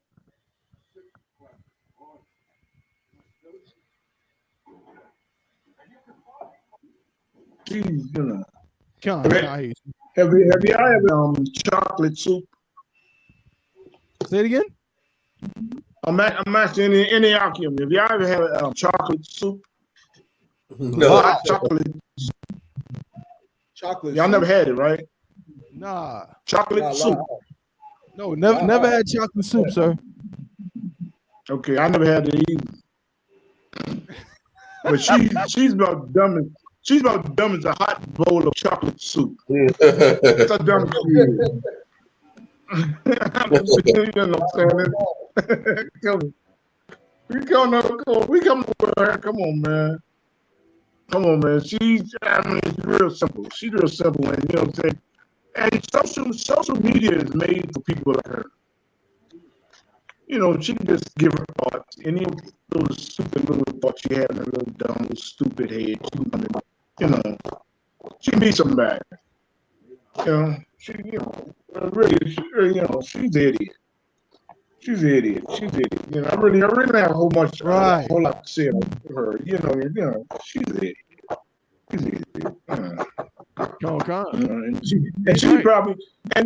And she probably wants to go to the restaurant and get some chocolate soup. Right. Even though it doesn't exist. Right. She like to get some. She's that smart. You know. So sorry, I yield, man. Real talk. Last thing, Kawal. This is what I thought. Please, brother, help us understand this. Have you ever heard this before? She said it says she noted how black women are tired of having to settle, and she wants a, in quote, soft life. But that she also has to be soft and not combative to receive that kind of lifestyle. What about that first part? What do you make of that? She wants a soft life, and black women are tired of having to settle. The soft life thing, I'm interested to know what she meant by that. Meaning, I'm guessing she don't want a hard life of struggle. Is that what she mean when she says soft life? The life where the white picket fence, husband pays all the bills, and all she has to do is sit home and do nothing? I'm guessing that's the soft life she's saying, but that's not realistic. I mean, I don't know what the hell she's been listening to, who she been listening to, but this sister's obviously delusional. I'm losing brain cells even listening to this crap. YAHANNA said it perfectly. You know, if I get it right in my damn mouth, we're going to get flagged. I tell you, man, it's women like that, man, that just really disgust me. And on top of that is the fact that she thinks that going around and courting different men. Because mind you, if we're dating, that's not guaranteed we're gonna be together forever. Like we're just going on a date, right? So never, I have to spend all my money on you. You could do this 10 times over in 1 week, and you're gonna get all these gifts from men and 5-star restaurants. Like, who the hell are you? Like, you're not pimping me, dumbass. Like, what she really thinks she's a pimp. Like, Right. she's like a female pimp, and I'm the John. Like, I'm just gonna just do what you say, right? Hell no, nah, man. She tweaking. But these desperate dudes out here, they make women like that possible. I say it all the time. I call them white knights, rescue Ronnies, Russell West Havens. They make women like this possible because they're not putting their foot down. So obviously she got courted by some goofball who's been allowing her to do what she wants and worshiping her. These are the same niggas in the comments that be like, you can't tell a woman what to wear. That's why she's acting like that, because of men like that. Men that ask you where my hug at, like just weak ass niggas. Like I can't stand it, man. Like I don't know. She'll be single for, like Kevin Samuels said, she'll be single or die alone, and that's not, you know. I don't know, man. I'm just at this point. Videos like this really bother me because there's so much that can be said, but women will still find a way to have no accountability and, you know, give her excuses and make her the victim. So I yield, man. Yeah, but if I could, the floor is open again. We're probably gonna talk about this, and then we're gonna just kind of just briefly gloss over one more thing. But this concept, because I've been hearing it a lot, Aki and Adawan. Concept: Black women are tired. You ever heard that? Like, Black women are tired of settling. What do they want? What's up with that? If I could, I missed one part I wanted to say, man, to all my sisters out there, right? We tired of hearing you talk. At least I am. You understand? Like, if you a Black woman and you stuck on this, men are toxic, and I'm tired of settling, bitch, stop doing it. Stop doing it. You understand? Like, why are you every damn day, every second you talking about how unhappy you are? Bitch, do what makes you happy. Right. You understand? Especially if you in the truth and you got a husband and you think that, oh, my husband ain't this. And I just know that there's a man out there who will pay all of my bills, who will sex me exactly how I want to be sexted, who will never put hands on me, who gonna give me children that's gonna make it to the NBA. Bitch, leave your man and go get him. Stop talking about it. Stop saying how unhappy you are. We're tired of hearing it. Put some action behind your words. Leave your husband. Don't do that. Leave your husband. Go find the perfect man and go be with him so my ears can stop bleeding from your mouth. Just shut up. Go do it. You understand? The problem is this. Your box ain't that good. It's not. You're not that pretty. There isn't a man that's going to pay for all of your bills. There isn't a man that's going to give you the soft life and give you children that's going to be NBA players and NFL players. It's not going to happen. You know what's going to happen? You're going to leave your husband and you're going to find a man who wanted you for your box, and he's going to get it a few times, and then he's going to beat on you the second that you emasculate him. The second that you run your mouth, he's going to beat on you and he's going to abuse you. And you're going to find yourself settling again, you dumb bitch. Right. You should have settled the first time. You should have just settled for your child's father. You should have just stayed with him. But of course, we have to learn. It's like Black people have to learn lessons over and over and over and over and over again. Now you got 5 baby fathers. Now you got 5. And the second one wasn't good. The third one wasn't good enough. The fourth one wasn't good enough. And then now here you are settling for the 5th one. Guess what? Can anyone guess the 5th one won't be good enough either? Right. Nothing good enough. Why? Because you want everything you ask for to be paid for. Everything you want to get it. And you want to get it on time. And you want it to be fine and divine. When you sitting up here like this broad, ugly as all hell, I don't get it, one. It does not make sense. Kind of crazy. You understand? But listen, this is for all the women out there who are so unhappy. You hate your husband. You hate him because he goes to camp. And you just know that there is some man out there who was better. And guess what? Guess what, sister? Because I know when I said settle, I know that she would combat that and say, no, I mean settling for less. Guess what? There is some man out there who was a good Christian. He a good Christian. He don't have multiple wives. Hell He don't no. got that. He in the church every day. He sing for the choir. He dresses up in suits and bow ties, and maybe he's a Muslim. He eat them navy bean pies, and he love God and only have one wife. You understand? Lee, if you are so unhappy and you can't shut the F up about it, leave your man and go find him. Go be with him and shut the hell up. If you're not going to do it, then maybe you should make your life better. Right. Maybe you should do something to make your life a little softer. Maybe go to school. There are women out here who get paid hundreds of thousands of dollars to do nothing because they have degrees. Maybe you should do that. Instead, you go to some, she probably got that damn lipstick from some dude selling out of the back of a minivan. Instead, you go spend your money on some ugly lipstick, on some terrible hair. Them braids look disgusting. Everything about this woman is nasty. It's disgusting. I don't care if she was throwing it, Kowal. You couldn't pay me to touch that thing. Right. Instead of putting effort into doing something to better your career, to better your life, so that you can have a softer life, not because you got pink lipstick on, but because you're actually smart. Because you actually have a Tawab job and you're actually a good person who deserves a softer life. Instead of doing that, you spend money on makeup and you're talking about settling. Again, shut up and go do it. Go do it, man. Go find them. Hey, look, I applaud them brothers out there, wherever they at, One, but apparently it ain't many of them.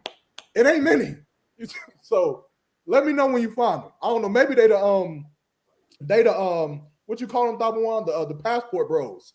Maybe the passport bros are the righteous men on the earth who make women have soft. Who the hell cares, man? Right. Go do it, man. Leave your husband. Be happy. Thank But you. for them sisters who will never leave their husband, who will never be as wicked, as treacherous as a bitch like that, Most High in Christ for you, sis. I had to give you a hand. I got to give you sisters a hand who will never leave their husband. That's right. I tell you what, I don't care how many wives I got, all of them settle for me. They settle. Because Lord knows there are better men. There better men out there than me who don't have multiple wives. They also occasionally, smoke weed and sell drugs. And they also homosexual. Right. But nonetheless, shout out to you, sisters. I yield. That's what I have. Tawana, y'all, because I didn't have energy today, man. Tawana, brother. Tawana, brother. Also in Christ. My man. Yeah, that is crazy. That's an ugly broad. For real. No, that's an ugly broad, bro. You know what I'm saying? Me usually I try to defend her. She's ugly as hell. Like and talking about the things that she's talking about, man. Like, you know what I mean? Like it's really, really disgusting what's going on in this world. The water, you know what I'm saying, for Officer Yarmak and Captain Yagawa, Officer Kowal, the water for y'all keeping it real with the brothers and sisters out there who just don't get it. And all the nonsense. As Officer Yarmak said, man, like we just tired of just talking about it, bro. Just do what you want. And you niggas too, if I could. You nasty niggas too. Not sisters. You niggas too talking about you passport bros. Nigga, then go get you a broad from Egypt. I don't give a damn. Just go. Yeah. Go do it. Go get you a broad from Egypt. And when she puts you on child support, just like Cornisha down the block, then come back and tell me something. But in the meantime, just fucking do it, bro. Like, nobody wants to. Like, this generation, y'all talk too much, bro. Y'all talk way too much. Just do it. Like Nike said, just do it. No one cares. Do what you got to do. Because guess what? Myself, Captain Yagawa, Officer Kowal, and Officer Yarmak, guess what? We got 2 and 3 wives up in this mug, and ain't no problems. You know what I'm saying? None.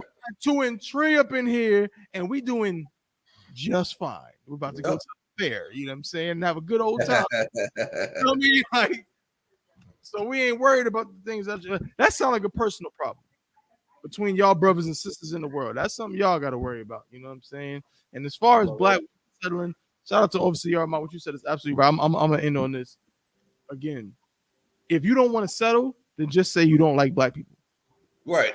Like we said at the beginning of the show, just say you hate niggas. Just say you hate black people. Just say you hate Hispanics and Native American Indians. Because no matter how you slice it, you settling straight up. You get with some Hispanic brother. Maybe he got his money together, but what about his background? What was his family like? He might be an immigrant, according to America. Some brother might be a what? He might be a felon. You know what I'm saying?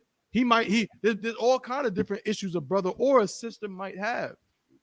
If we love each other, guess what? That means we got to settle for each other. Pause. You know what I'm saying? Like, I got my brothers, Captain Yagarwap, Officer Kawal, Officer Yarmat. I didn't come in this truth perfect. They settled just being my brother. Right. They didn't say, well, you know, I would be his brother, but his finances are not where I would like them to be. I would be his brother, but what kind of job does he have? I want to check his pay stubs. I want to check his 401. They didn't do that. Now, of course, some fake Israelites do that, but that's none of my business. You know, I.S.U.P.K. I guess it's Officer. Hey, I.S.U.P.K, man. The hell with them. Yeah, bro. Good thing. Tell you. Right. You know, much polygamy, but this us.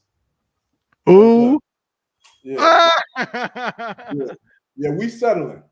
Right. and like Papa said too, even you brothers, you want to bitch and complain about how terrible your woman is. How terrible you want to just all day, every day. Shut up. Go do it. Again, I ain't gonna harken on it. Just go do it, Al. Go do it, man. Go do whatever it is you want to do. Go get Beyonce. Go to Beyonce's concert and show her how fly you are with that new Javelin apparel, of course. Right? Show her how fly you are. And then Beyonce gonna come down on the stage and say, I renounce my marriage with Jay-Z. I want to be with this nigga in the stage. Yo, Most High in Christ, go do it, man. Go do it. Of course, the problem is the woman that you got, she settled for you out. You ugly too. You a lame nigga too. You understand?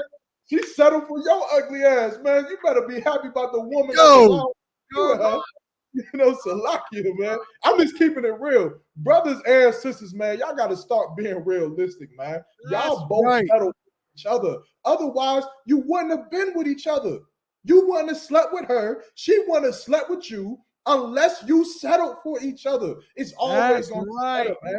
It's always going to be a more beautiful woman. It's always going to be a man that got more sense, got more money, is strong. It's always going to be better things in life, man. But I'm telling y'all, this is for real people out there.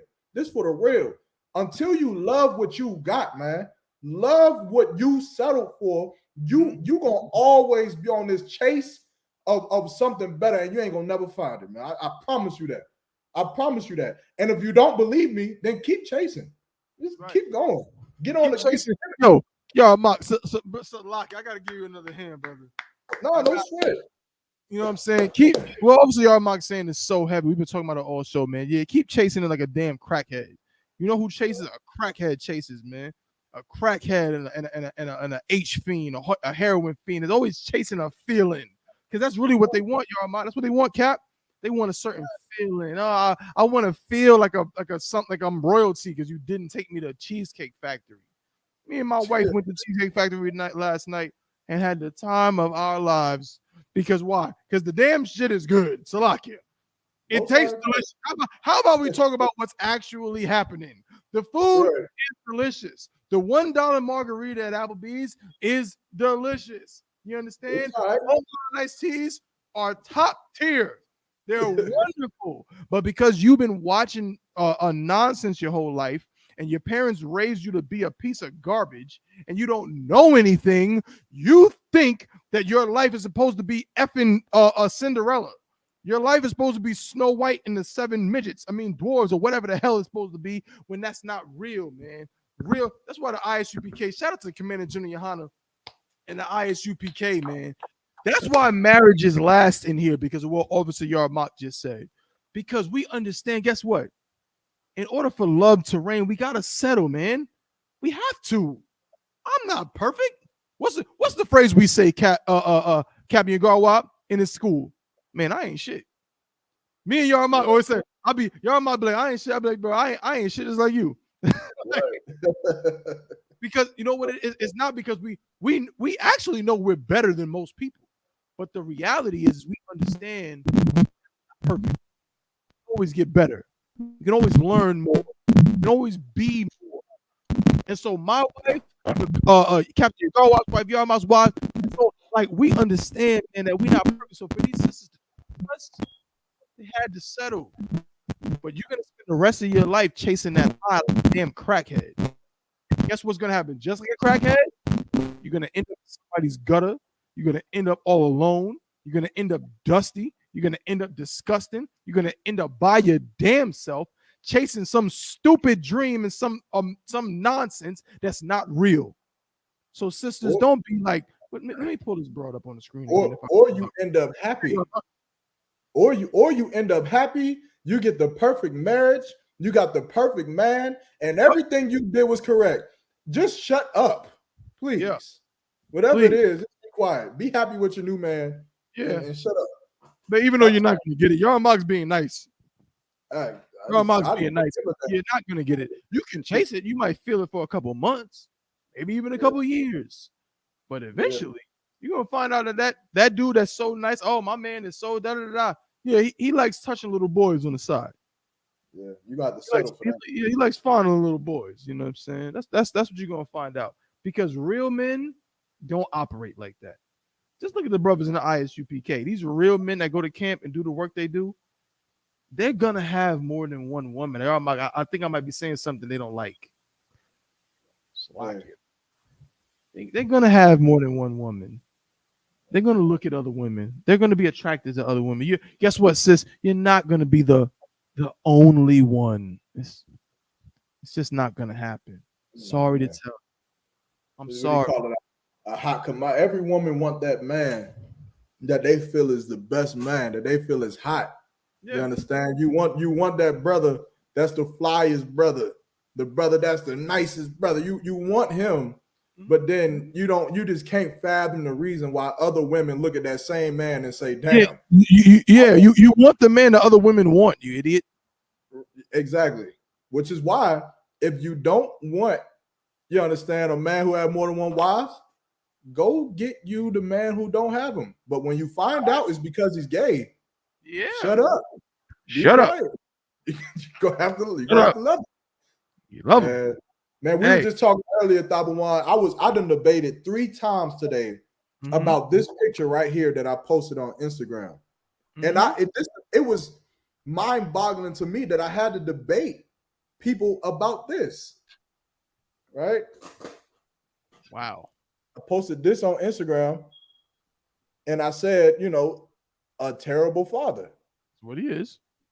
And people are, and I know I'm not trying to harken on this topic, but it was kind of on topic in a sense, but people are arguing the fact that that there's nothing wrong with a man showing his love for his daughter by putting on a tutu, right? In which I'm responding to these people and I'm like, it's absolutely wrong, because that child is a child, right? But eventually the child will get older and she's going to reminisce in those memories, and she's going to remember how your daddy, how her father was in a tutu, which was specifically made for women, right? And in one of the conversations, I had to bring up the scripture in Deuteronomy 22, and I think verse 5, if I'm not mistaken, where it says that a woman should not wear anything that pertains to a man, neither shall a man wear that which pertaineth to a woman. If you look up the definition of a tutu, it literally concisely states that it is a garment made for women. Wow. It states that. And so that putting that on is a sin. And they're trying to flip these arguments every which way, and they're saying, well, a man is who determined that garment was made for women. And my response is, oh, you are dumb. The man is the one who created it. If I create something and I say this is for dogs, I'm the creator of it. I said it's for dogs. You can't take my creation and then say, nah, women can wear it. It don't work that way. You understand? But you gonna end up being with a man who thinks wearing a tutu is correct. Instead of having a father who believes that showing her daughter what a man is That's correct. right. That's what you're gonna deal with. So I yield. I land my plane.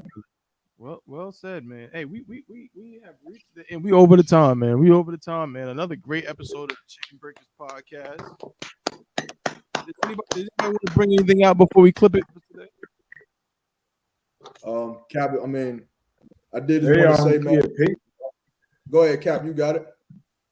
Okay, yeah. Just pay your tithes, and understand what's going on. You know, understand what's going on in the world. You know what I'm saying?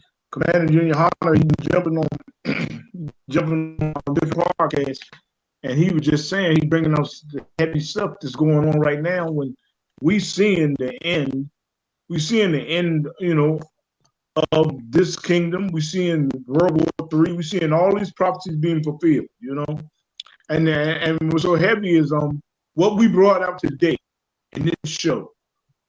And we brought out our people being oppressed, you know, black people being oppressed, get people, women acting crazy as hell, you know, stuff like that. All these things going on. And what? You get Israel going in, they in the middle of starting World War III. You got all these things going on, you know. So black man and Hispanic man, they are God's chosen people. That's how for us, what Commander Junior say, repent. You better go somewhere and repent. Right. You know, because what's happening right now, we see in the beginning of the end. You know, right. Like real and things happening right now. Hey, ain't no back around, you know what I'm saying? When this simple chick on there, we just went over this simple chick, that little simple goofy broad, with all that foolishness. Hey, and we seeing they over there in Israel, you know, the Bible prophecy being fulfilled. You know, so that's black right. man, Hispanic man, they been the man and woman and child. Hey, you gotta wake up and come together. You know what I'm saying? And be obedient unto the Most High, so you can be under the chariots. You know, and with that, I yield. Right, Yarmak. Yeah, Passover, man. Yagadar said it. 55th, the double nick.